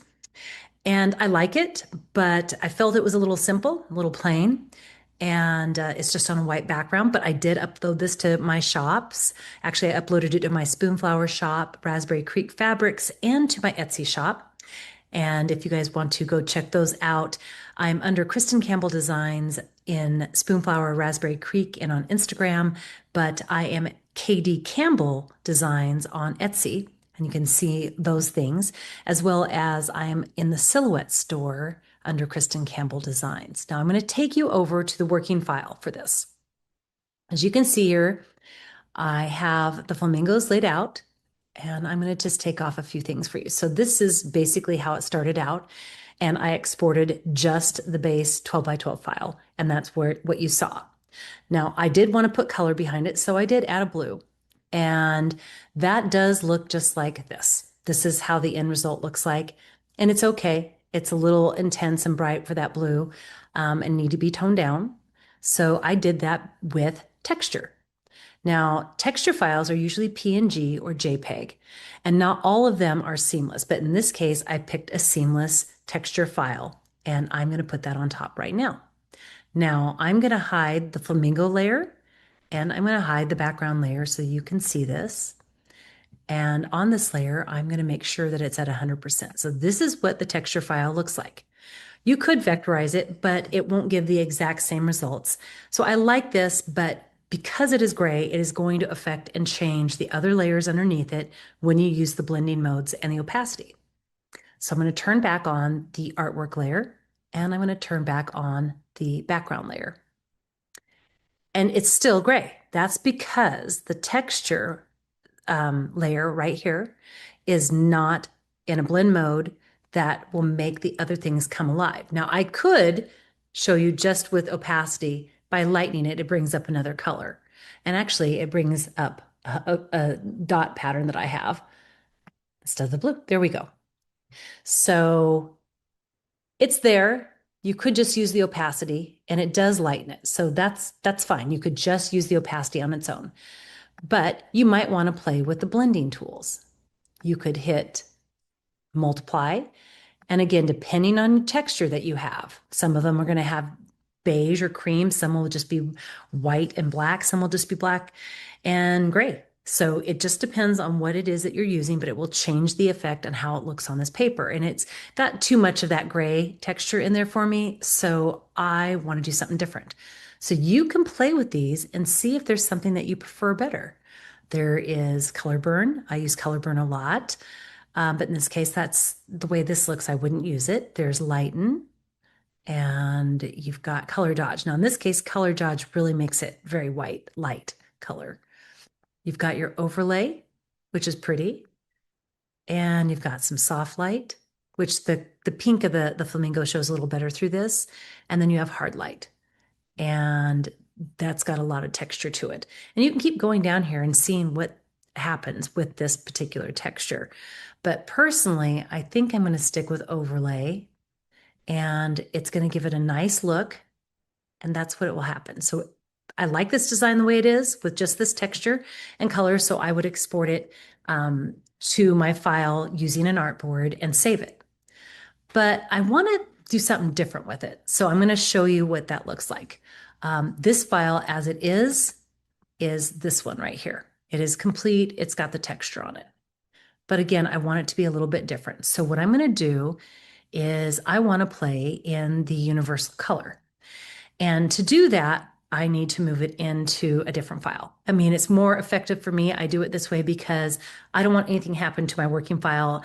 And I've had enough experience with myself that even the best planned out things can happen, and I don't want it to change. So this is what I'm going to do. Number one, these flamingos were drawn and created in Procreate. Now, Procreate is a pixel-based program, as well as in Fresco, you have vector and pixel brushes. So if you're drawing with a vector in Fresco, it'll come in as vector, be fine, and you can use universal color change. But if you drew with pixel brushes, you're going to bring them in. They're going to still be PNGs, and PNGs don't change in the universal color. So you're going to need them to be vectorized. So what I did is I drew them in Procreate in a way that I knew I'd bring them into Illustrator, and I used image trace and made them vectors. So now I can color them. When I do that, I want the texture off because, again, those are PNG, JPEG, and it will not allow you to change the color of your artwork. So I'm going to take that texture off. I could take it over into a new file with the background and change the color with the background, but I found that I prefer to change the background independently. And so I'm going to also remove the background color. To get it into another file, I'm going to make sure I unlock my artwork layer, and I'm going to make a layer with just a 12 by 12 box on the very top of all the artwork. I'm going to select everything. On a Mac, I'm going to click Command 7 for a clipping, but on your PC, you would clip it so that you could save this. Now I'm going to hit Command C and then Command Z, because God forbid that this crashes on me and clips it and I don't have access to my original artwork the way I want it. So I make sure that I bring it back to its original state, and I make sure that I've saved this to the file so that I don't have to worry about losing it. Then I will hit File, New, 12 by 12, because that's the format I'm designing in, and open it. And then Command V is the shortcut on the Mac. And you would just paste this into place and center it on your file. Now, as you can see, it's got a clear background. So that's great for what we're going to do. Now, the next thing we're going to do is click up here where the universal color wheel is. And you know that you can change the color by seeing that. So we grab this. You see that there's Recolor, Generative Recolor, Advanced Options at the bottom. And here's all the colors within this artwork. It is in a locked format, so you can drag this to another section and just change color this way, all at one time. Now, you can always hit reset at this point, or you can Command C to go back, and you'll get back to your original color. If you click here, you can unlock, and these will not be linked. So you could literally just change one item at a time. I could change how that looks or change the color and go from here. But I don't need to do that. So you can hit reset or Command Z on a Mac. You can also down here change the saturation of the colors or get it very high intensity color. That's how this works. There are other things in here with color theme pickers. You can pick from a color library that you already have saved, and that's fantastic. But for today, we're going to focus on a couple of different things. First thing I'm going to do is show you Generative Recolor. This gives you the option of doing something different that you might not have thought of. Now, I will say that many years ago, when I started working in art, I did your traditional art where it was pencils, colored pencils, paint, oil paint, pastels, chalk, all those things. But we didn't have at that time Adobe. It was before that time. When I finally learned about Adobe, I went back to school and got a digital design degree. And that was near the very beginning of Adobe coming out with their traditional CDs. And we didn't have access to some of these tools like this that makes designing easier. So I spent a lot of time trying to figure out how to do things differently and how to recolor. And although I had background in some color theory, it doesn't always work like that. I'm sure some of you may have painted and thought, oh, wow, this is amazing. It came out so good. Maybe you guys aren't trained in a background of color theory and you think, oh, this is fabulous, but other things kind of lie flat and there's reasons for it. It's the understanding of color theory. And doing digital work, I feel like you can understand color theory, but it looks different on the screen. So there's different things you need to learn. So I'm going to show you some of the things I'm doing here, but tell you I didn't just figure this out from reading a book or going and finding it on some YouTube video, which we all learn from. But I did figure out that I needed to have more structured understanding of how to do a digital business and how to enhance it and how to move forward. So I spent a lot of time involving myself with different groups and forums to learn what I needed. And during that time period, I found out about the University of Arts and Design, and I thought it was perfect because I've always wanted to get my master's, but never thought it was available to me. And I love the fact that it has a certificate program and a regular MA program, but I wanted the MFA. And without that, I would not be where I am today within my business or my understanding of these tools. And in fact, that's where I learned about generative recolor. So here you go. I'm going to show you the trippy disco. If I click on it, nothing happens because you have to hit generate. And it's going to give you 4 alternative ideas. And within that, if I choose one of these ideas, I can still come out of this if I really wanted to, go to the advanced options and change the colors again. But it's giving you something interesting to think about. It's giving you options that you might not have originally thought of. But maybe I don't like these. I'm going to go back to this to the sample props, but I am going to hit reset because I don't want to do the colors from those interesting colors. I want to do them from my main artwork. I'm going to go down here. I'm going to click on this one. I'm going to hit generate. And it's going to show the 4 color options. And I'm going to click on these and see what they look like. And again, I could pick any of these and move forward with a design element. Now you could keep doing this, going back and forth and testing all of these out by hitting sample prompts and go check them all out. That's a great way to start. But what I'm going to show you now is how I use the advanced options to recolor my artwork. So you click advanced options, and in here, you do still have the ability to, of course, reset at any time. And you have the option of changing the slider bars on the hue for this. I don't touch those at this point because I like where I was at with this design. This shows you all the colors within the design that we have. And down here, you have this little arrow that just goes back and forth. That is going to take the colors you already have in your artwork and swap it around within itself to show you unique design ideas. And the other one next to it to the right, that is crisscrossing. That means it's going to flip around colors that maybe you've already been working with or colors that are close in similar proximity. This one I believe is primarily reds, but this you can click other things down here and then click this and it's going to flick and change colors, but it's not really what I want.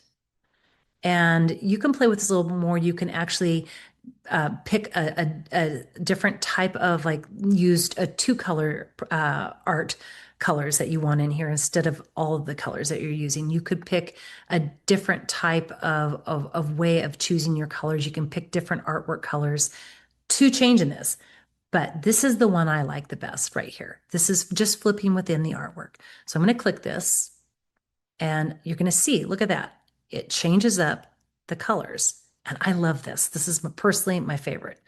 So I'm looking at this going, oh yeah, I like these. I like this color. Now don't go too fast. That's something I've noticed that I really like it. And I've actually clicked the button too quickly and changed it. And it's not really what I'd hoped for. So I'm looking at this going, oh, these are pretty, kind of like that. And sometimes I cycle through the whole thing, right? And see what I like. You know, I'm just trying to get a feel for these, and it's going to keep cycling through until you find one that you think, oh yeah, I really like that. This one's pretty. Yeah. Okay. So I'm going to take this one. So I'm going to take this and I'm going to copy this file and I'm going to do Command Z on my Mac to go back to the original. Because remember, I might want to come back and play with this more and I don't want to go back and redo the copy and save. So I'm going to do another new file, a 12 by 12 file. I'm going to open it. I'm going to paste it. And on a Mac, that's a Command V, and I will center it. Now, as you can tell, there's no background still. So I'm going to go over here and put a new layer that's going to go on top. Click it again. I'm going to drag one below. So there'll be a new layer on top and one below. And that is, I'm going to lock the actual design layer. And then I'm going to go back to my original working file. If you have this open somewhere, you can click on your texture. I'm making sure that the only thing that is unlocked is in fact the texture. I'm going to grab the texture. I'm going to copy it, go back to my file over here, going to be on the top layer, and I'm going to paste it and center it. So now I have the texture there. It's still gray looking because remember, I don't have a background yet. Now with this background, I'm going to go ahead and click on the shape tool. I'm clicking a rectangle. I'm going to click on the screen, and this automatically chooses 12 by 12 because it knows that's what I'm working with here. So I'm picking it. It's already white. I'm going to center it and make it in the middle. Make sure that you have it on the lower level. You can actually have lock your texture level before you paste it if you'd like, because that way you don't have to worry about it being on the wrong layer.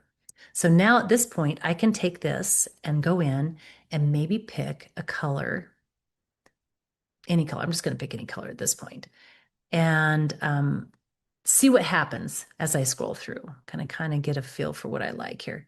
It's kind of darker than I want. So let's play with this. I do like intense color, but let's go with this one, right? Does that look good? I think so. It's kind of a fun thing. So I'm going to lock down that layer, and I'm going to go back because I haven't really committed, right? I can play with these all I want. I'm going to unlock my texture layer. I'm going to click on it and make sure that I have it selected, because if you notice that you are trying to play with that you're on the layer and you're trying to play with this opacity and nothing's happening, or the blend mode is not working, it's because you haven't selected the layer. And then you can go in and change what we're doing. So that's the overlay, but I'm not sure. Maybe I'd like this. That's very pretty. I like that intensity. That's crazy. I know. I like it, but I'm going to save it. But I don't like that background being that rich. So I'm going to take it and I'm going to play with it just a little bit more. Maybe should I lighten it up a wee bit? It's too light. Maybe, no, I don't want it more green. I could be doing this forever. So let's just pick this one. Let's stick with this one. So I like this combination. And when you like something like this, you've got it. You've got everything that way. You can now just hit File, Export, Export As, click, place it in the right folder. You can name it. It's a JPEG, and I'm using the artboard, and export it. Okay? It'll go right where you have it. And then from there, maybe in another class, I'll teach you how to do save it at different scales and change it up so you can see what that looks like in Illustrator. But you can also do that in POD shops as well. But this is that file, and I love it. Now you could have we can completely take this off. Let's just say we took this off and we had our artwork. Remember that we saved from that from recoloring it. You can take that layer, and I'm copying it, go back to your original file and make sure that everything is turned off and put in a new layer. I put it right under the texture layers, generally where I put it. I pop it in, I center it. I can turn back on my texture layer, and then of course go down and rework the color layer. So that is another alternative for how you're working and how you might want to do that. Now this is, as I said, I think a fairly simple piece, but I also have here for you some leaves. Now, those colors are kind of garish, right? Sometimes I just start out with any old color, and I also make sure I put in my texture layer on the top. It's just always there. Turn it off for right now. And I pick a color on the bottom. Now that's not a pretty color for this. This doesn't look fantastic together. So what are some options I can do? Let's turn the texture back on. It's locked, so I can't affect it right now. And it is literally, well, if I unlock it, I can tell you that the texture is currently at 76% opacity and it's on color burn. And that's okay. That's fine. So what does that mean to me in terms of colors? I don't know that I like this purple color. First, I'm going to grab it and I might take it down and make it this blue. Okay, that's better. Better, it's with the periwinkle. It doesn't look bad. But you can see the texture on it, but it's still kind of boring. And I might want to go in and change that background a little bit. So let me click this background. Let's see if we can find something that might be a little bit better. Okay, just leave it there for right now. And then I'm going to go back to the blue layer. I'm not even touching the periwinkle layer. And I'm going to hit the opacity and the blend mode. And let me try color burn. Again, one of my favorite ones. Do you see what just happened there? Do you see the difference in color through here? It did make that black. It's kind of nifty. You could take that off and put it on a white background. Oops, there we go. But you'd have to have the texture off. If you put the texture on, you're definitely going to want to change that background because that background may not be the best option for this particular design. You might want it to be a different shade, different colors. And because of color theory, you will notice that when you're changing this, you're going to find something that actually is much more interesting to you and might fit the bill better for you. And that is how you look at this. Now, if you want to just see what it looks like all together, just not on the screen like that, you unlock them all and you clip it, and now you can see what your pattern looks like. And you can keep playing with the opacity levels, the texture level, the blend modes. And then from here, like I said, if you liked the colors that you were working with, you could take off the texture and take off the background and move this directly into the, do this for you. You can move it into a new file, but I'm going to show you here because this is just a file I'm playing with.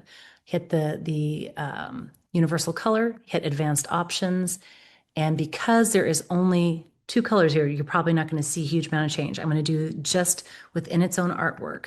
You can see the color change, but it's not really very obvious because there's only 2 colors. And if I mix up the color, it's just pulling some previous colors. So it's fun to play with this and see what you can take your artwork to, from a basic artwork to more advanced artwork.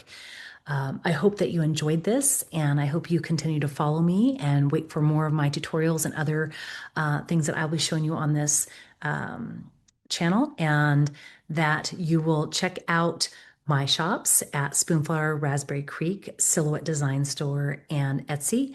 And if you have any interest on enhancing your skills and moving your business to another level, I highly encourage you to look at the University of Arts and Design. Again, like and subscribe, and enjoy your crafting day and your designing. Bye-bye.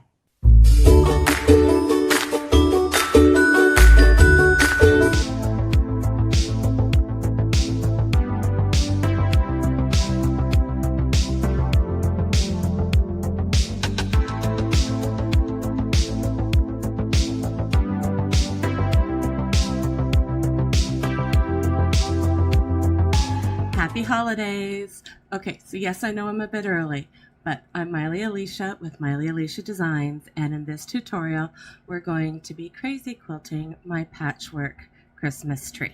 This Christmas tree is a lot of fun. The crazy quilting has a lot of different stitches in here. Almost always in a crazy quilt, you'll find a little spider web.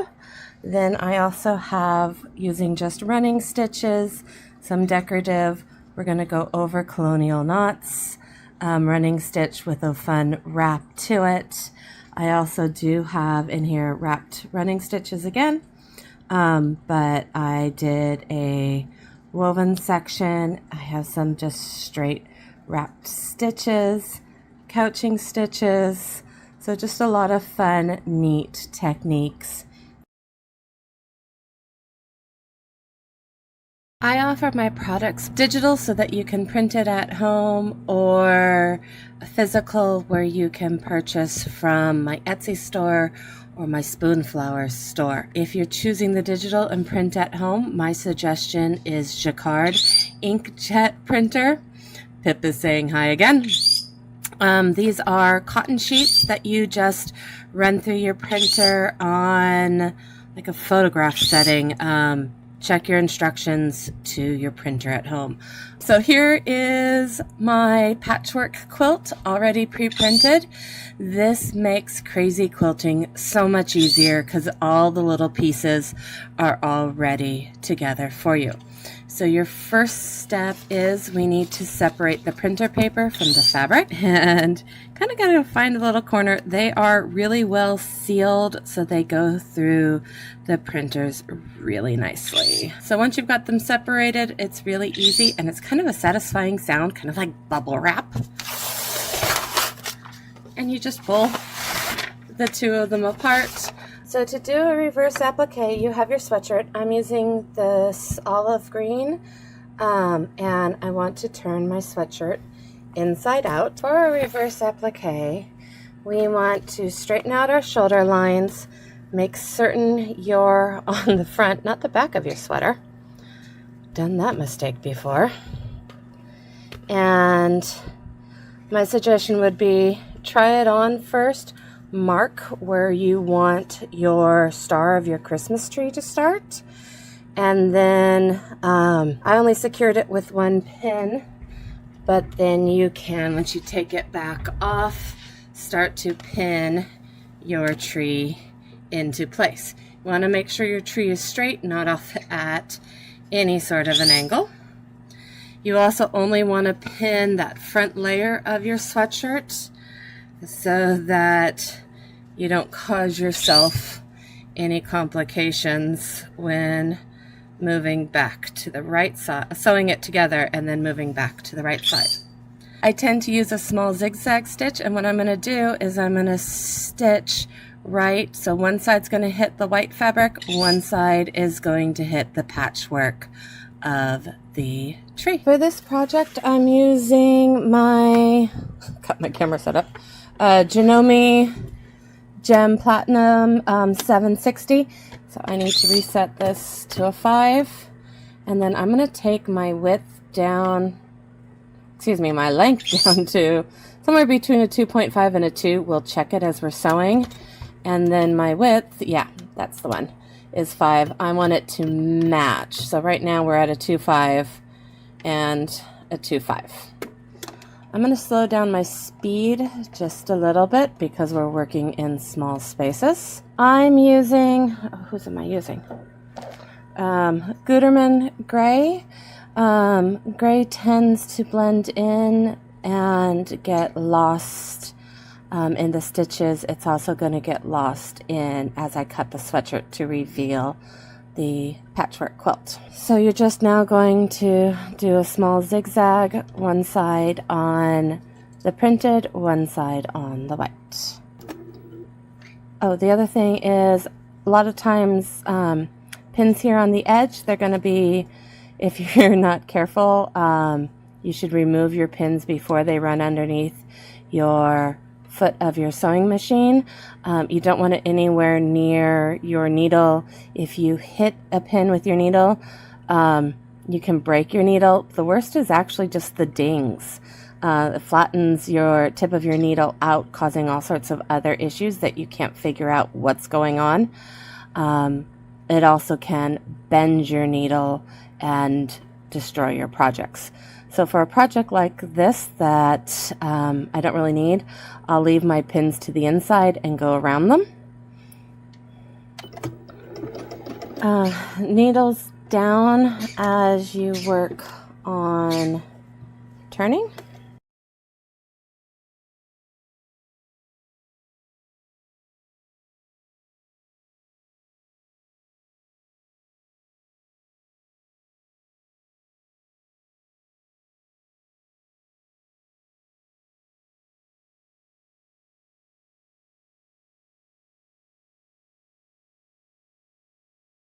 Make sure that you're only sewing through the sweatshirt and the cotton layers. So when you come to the end, you're going to pull it, clip your thread,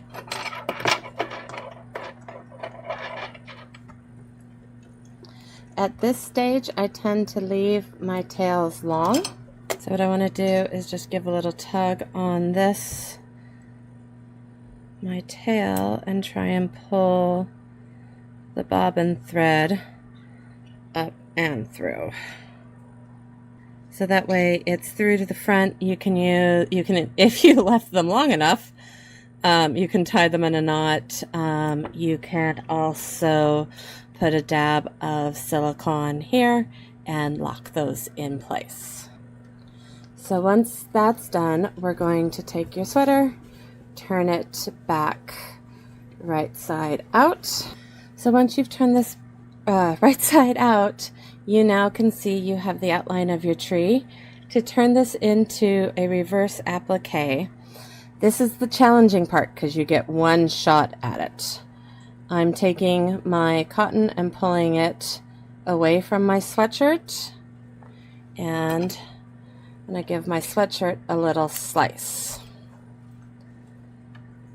And you can now sort of see that underneath.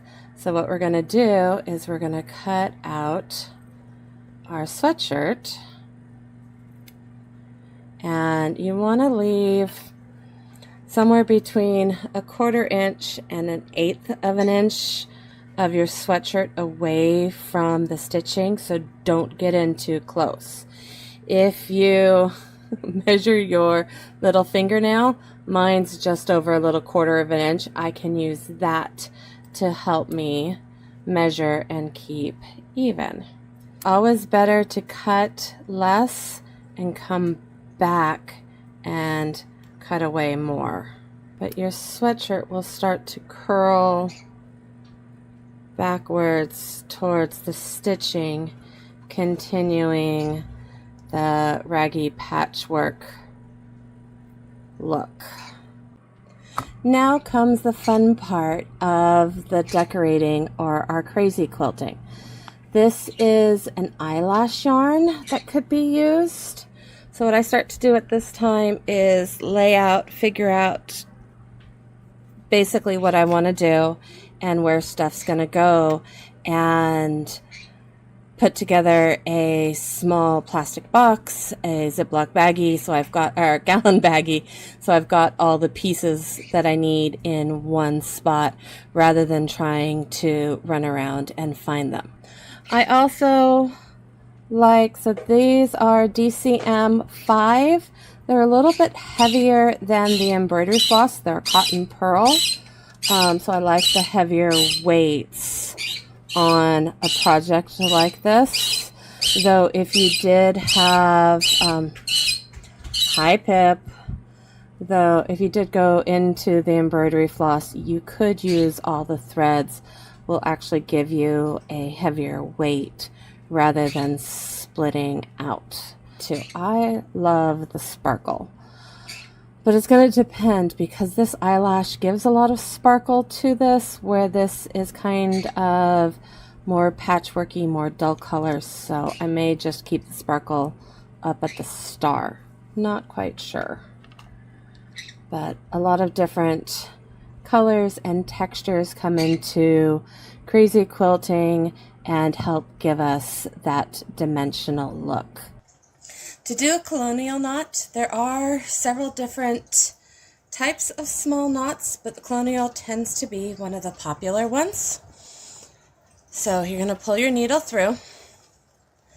On my YouTube page, I do have more in-depth breaking down each stitch in my stitch library, because I tend to use them a lot in my different projects.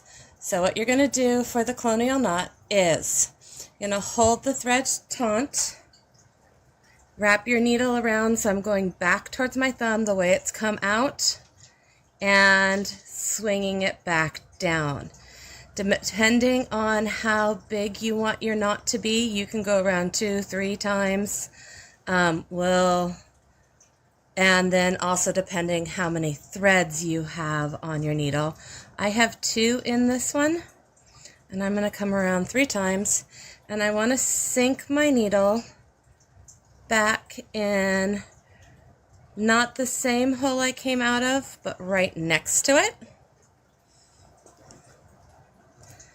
And I still have not let go of where my thumb was. I'm still holding that part of the thread.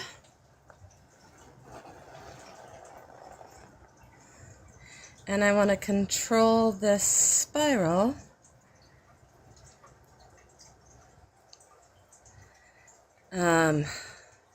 so that you don't end up with this big loopy bit.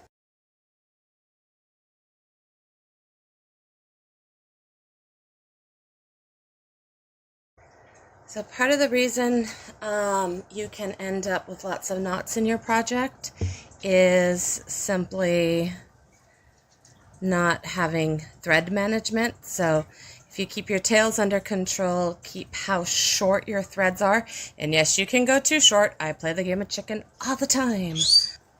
You could use a hoop. Let me grab one and show it one more time. That may make it easier. I don't tend to use a lot of hoops for this style project. I'm using an anchor hoop. It's a soft rubber with the plastic ridge. I find that they don't slip and slide as much. So let me put this in underneath. So holding onto your thread. Once in the center, twice, so I keep the same size knot. And I'm holding it and I pull it tight. I can then reach underneath and pull my needle tight.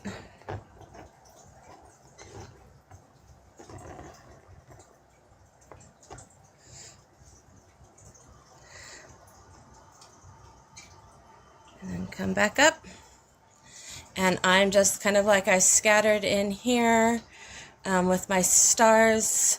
I did a single loop around, but I went in between the stars on both the reds and the greens. I'm actually going to keep my snowflake ones on top of the snowflakes. And I'm not going to do every single one. The back stitch is another basic stitch. Similar to the running stitch, it's an up and down, but instead of going forward as the running stitch, when you come up, you're going to come back to where you went down into the fabric. So there is no space in between each stitch. It loops back upon itself.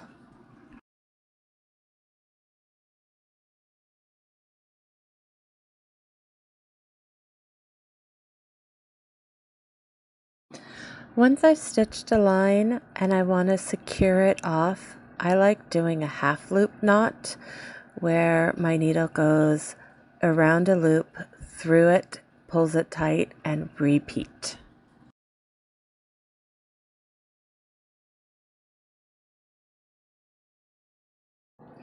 The running stitch is a basic stitch. You go down through to your back, come back up in equal stitches to each other. You can do it one stitch at a time. You can stack them on your needle and pull them through, but they should be equal to each other. Creating a whip stitch is a lot of fun. Your base stitch could be a running stitch, a back stitch, even a stem stitch.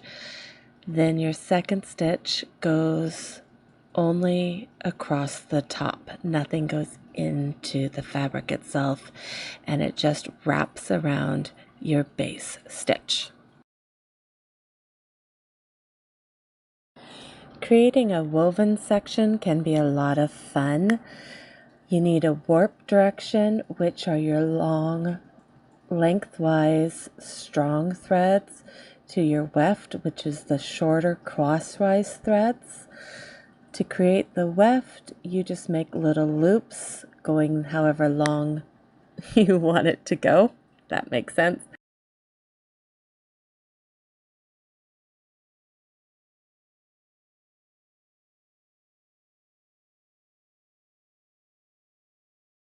And then your warp will go over under each of those weft threads, creating a woven section of your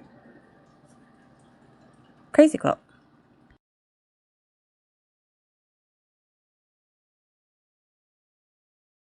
For the outside of the tree, I used a couching stitch. This is a surface embroidery technique where you lay one thread on the top of the fabric, then using a second finer thread to tack down the first using small stitches. Your laid thread or your base thread is a decorative. It sits on top. It can be a thick textured metal ribbon. We talked about the eyelash yarn here. I chose not to do my eyelash yarn. It just didn't look right for me. So I used a DMC embroidery. It's got some texture and a little bit of metallic in it. Then using a metallic thread to just add some bit more, I did my small stitches that anchor the top one into place. When working with a couching stitch, there are two ways of starting and stopping. You need to make sure that the ends are secure and kind of hidden. So what I did is I started my couching stitch, laying it down, and then I folded over the loose ends, making sure they were securely tacked in.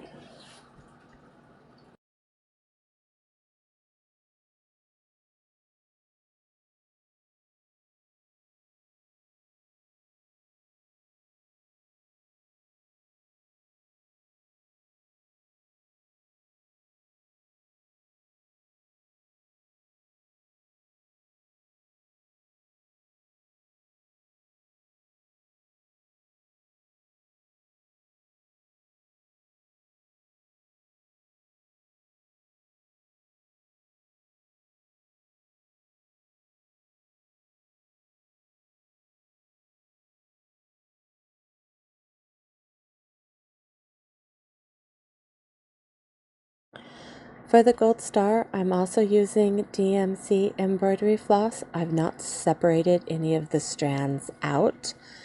I threaded my needle using a needle threader, and I tied a knot in the end.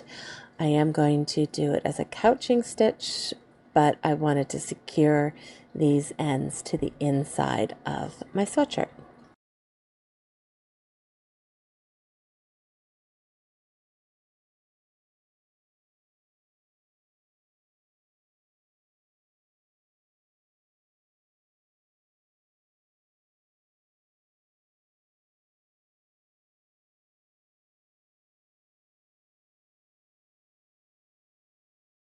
Hope you all had fun with this tutorial. Enjoy your project. If you have any questions, come find me at mileyaliciadesigns.com or my YouTube page. Do check it out because there will be a part 2 where we're going to take some fairy lights and light up the tree. See you soon.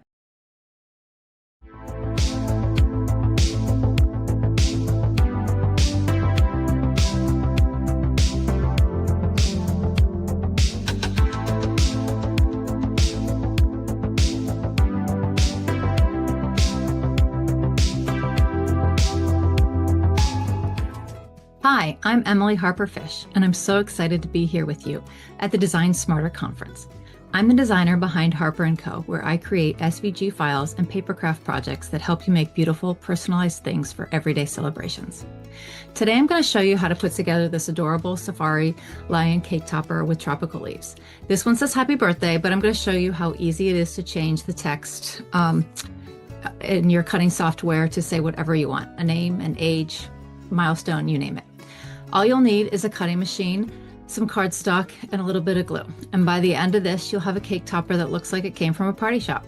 I also have the free file for you to download so you can make your own. And I'll share that link with you at the end. Before we jump in, I just want to mention that I'm actually a Master's of Fine Arts candidate at the University of Arts and Design. And honestly, one of the biggest things that the program has given me is the confidence to really lean into my creative business and share what I make with all of you. So being part of this conference is really special to me. All right, let's make the cake topper. In your cutting software, open up the file. If you want to adjust the size, now is the time to do it while everything is still grouped together.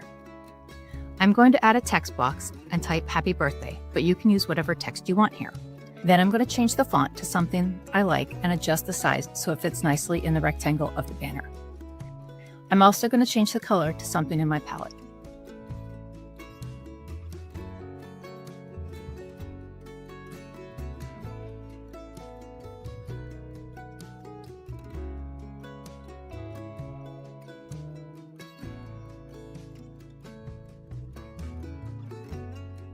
Once I'm happy with that, I'm going to weld the letters together.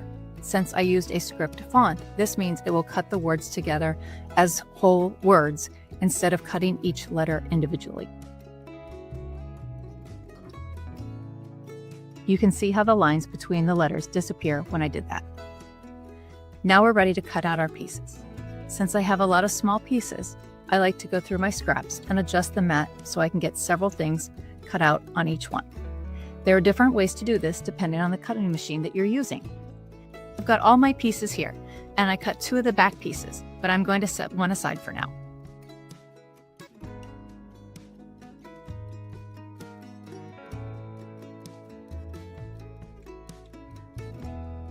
Since I cut the words out of adhesive vinyl, yes, I changed the color when I saw this metallic in my stash.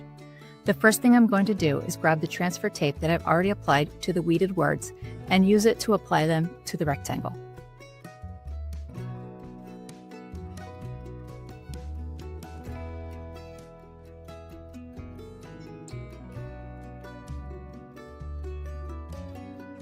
My transfer tape was a little short, so I needed to use my weeding hook to make sure the Y is laying flat.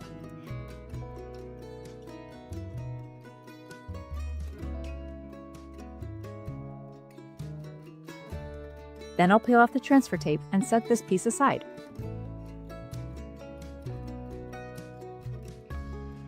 Now I'm going to use some Barely Art glue with a fine point tip and glue the circle to the back piece.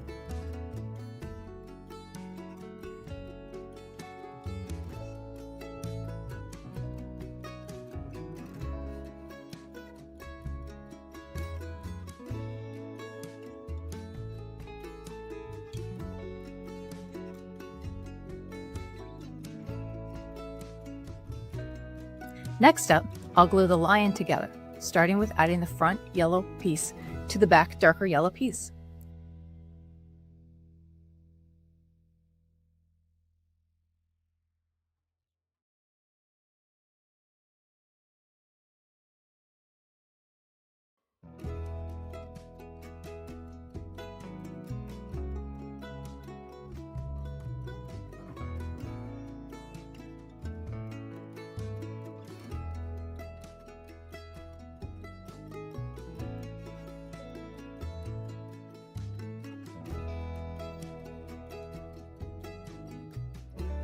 The red mane is next.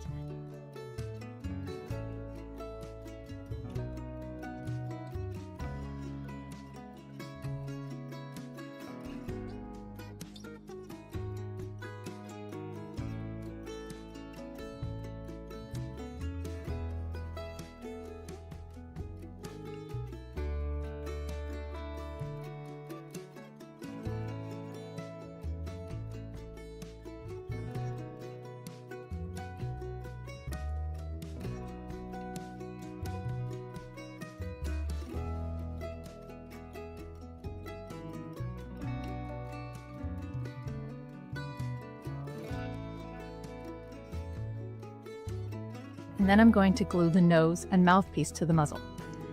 Tweezers help with the placement of smaller pieces and with reducing the glue on your fingers. I'm trying to get better at using them.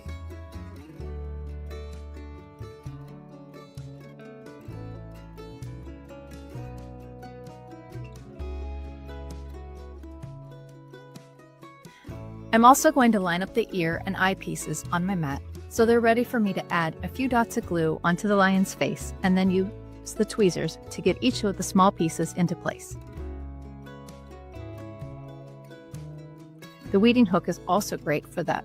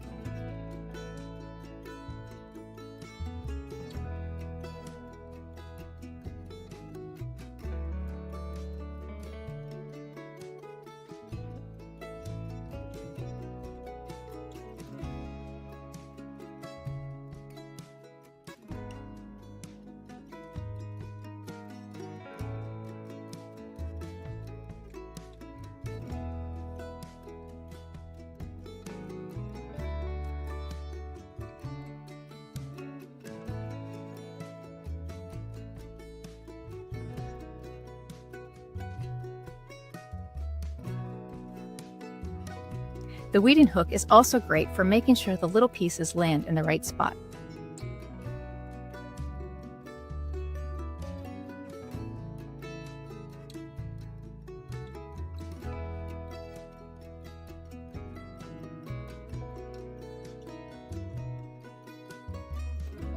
Part of what I like about Barely Art Glue is that I have a few extra seconds to make adjustments before it sets. Now that the lion is all assembled, I'm going to place all the pieces around to get an idea of where I want everything.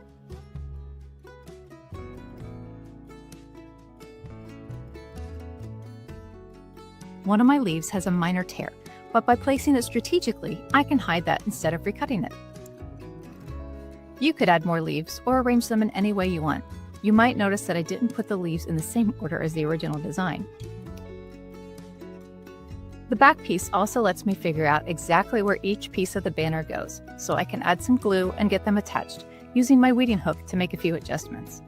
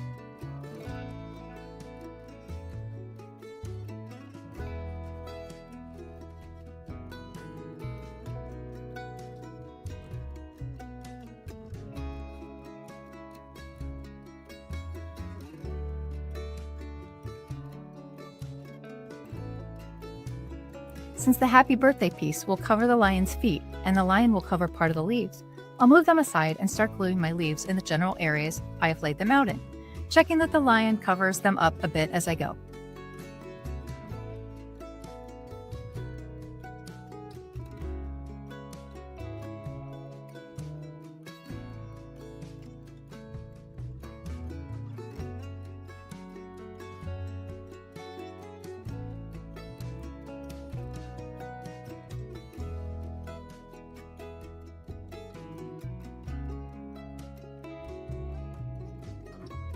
I do want them overlapping, so checking as I go helps.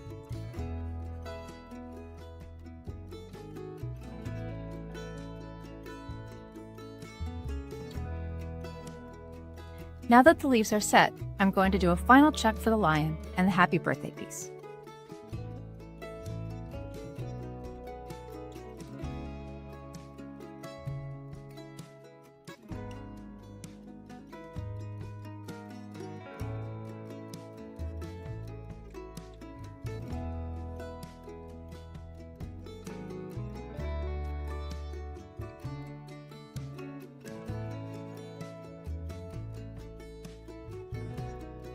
I'll use a pen to make a little mark where I want the feet to line up.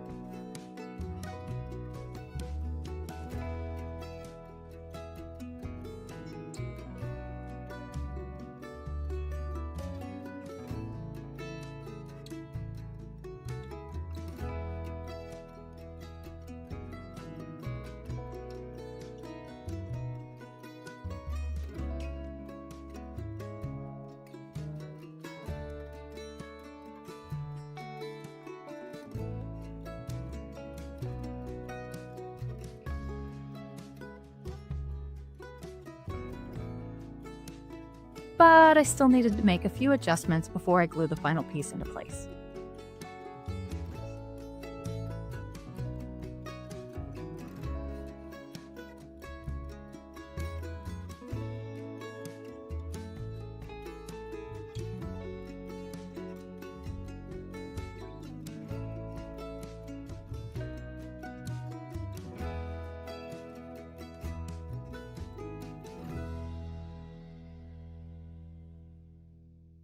The front of the cake topper is all done. Got the other back piece here. If your cardstock isn't very thick, I would recommend cutting out a few extra pieces of this and gluing them together to strengthen the cake topper. You'll probably see in some of my other cake topper videos that I often use 4 or even 6 of the base pieces for that reason. I'm going to place my cake pop sticks on the outside of the banner and as high up as I can.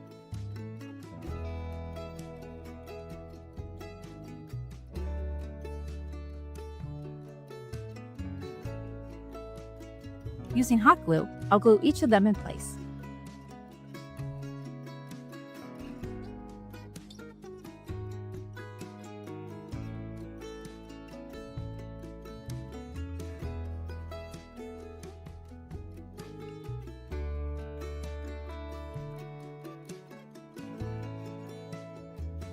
I should have marked the top on both so they were more evenly aligned.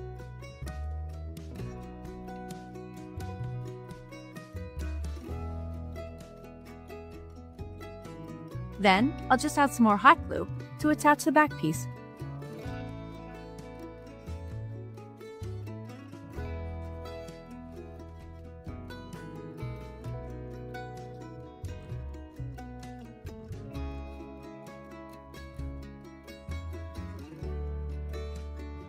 And you're done. And that's it. Now you know how to put together a gorgeous cake topper that you can customize with any text you want. Happy birthday, a name, a milestone, whatever your celebration calls for. One of the things that I really like about this one is that you could utilize the pieces separately. You could use the leaves and the lion separately, put them on a skewer and add them to a centerpiece and utilize them in another way, which kind of makes it a little bit fun also. And before I go, I wanted to show you a few other things I've been working on. These are some other cake toppers that I have recently made. And aside from doing cake toppers, which I really enjoy, I love making cards. These are just a few of the cards that I really like making. I've got all kinds of things because I like to take the same kind of approach to the way I design things, taking some simple things and personalizing them and adding to them. And you can see some things when you add some layers or use some glitter paper, you get a little bit of different effect. When you curl the paper, you get different effects and everything, so it's a lot of fun. And I really enjoy doing this. So whether it's party decor, cards, or gifts, I'm always creating projects that are easy to put together but feel special. And if you want to make today's cake topper, I had the file available for free. The link will be below the video, and you'll be able to get the free file along with some other freebies that I have for you, and you'll see access to some of the other projects that I make. Every month I share free SVG files, and I'm always posting new project ideas. So come find me on Instagram or on YouTube. Both are at Harper_N_co. I'd love to have you follow along and join me on my website as well as those places. Thank you so much for spending time with me today at the Design Smarter conference. Being a student at the University of Arts and Design has truly given me the confidence to pursue my creative business, and getting to share what I love with you is the best part. Happy crafting, and I'll see you next time.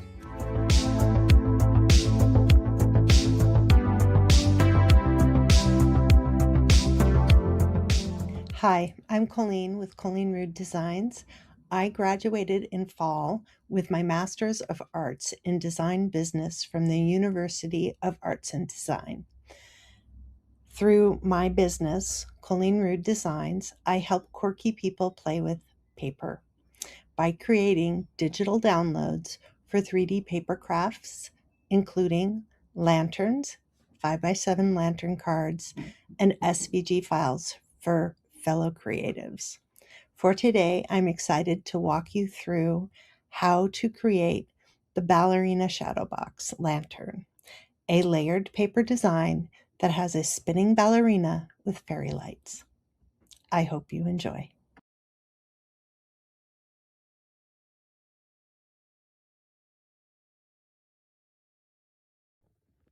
For this project, you will need one 12x12 65-pound cardstock in white, one 8.5x11 glitter white 65-pound cardstock, a half sheet of 8.5x11 dark blue, a half sheet of 8.5x11 light pink, a half sheet of 8.5x11 teal, a half sheet of 8.5x11 dark gray, a half sheet of 8.5x11 pink, and a half sheet of 8.5 light gray cardstock. You will need 8 inches of wire ribbon cut in half lengthwise, clear double stick dots, small, to secure the fairy lights, 1 LED fairy light string, and 1 thin bamboo skewer. I've used double back adhesive for gluing.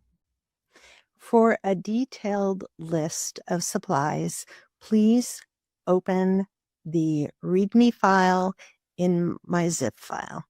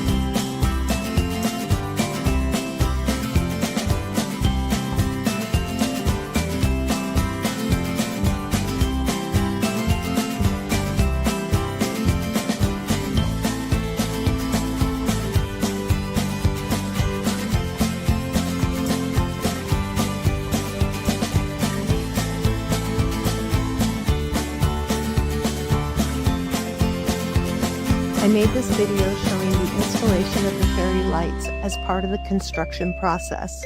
If you choose to add different lighting, please feel free to skip the tacking of the wires.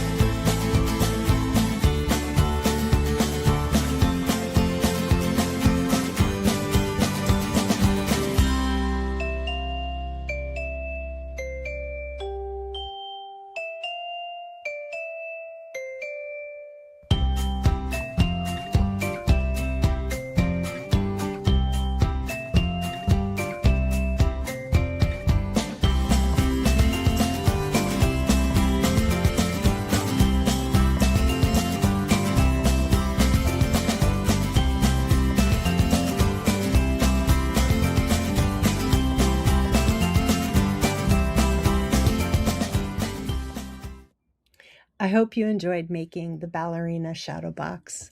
And if you are interested in more of my work, please visit me at ColeneRudeDesigns.com or my Etsy shop, ColeneRudeDesigns.etsy.com. Thanks.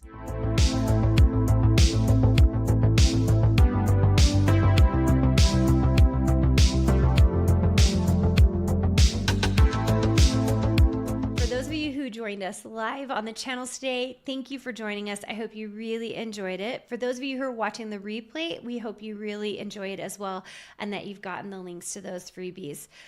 We'd love to see you at the University of Arts and Design and come join this vibrant community of creatives and designers who have a mission to build businesses. You can learn more at uad.education. We generally take students in the fall, and if you want to book an informational call, please check out the link below or click on contact at uad.education to book an informational call or learn more. We can't wait to see you. We hope you enjoyed this, and we'll see you at another conference.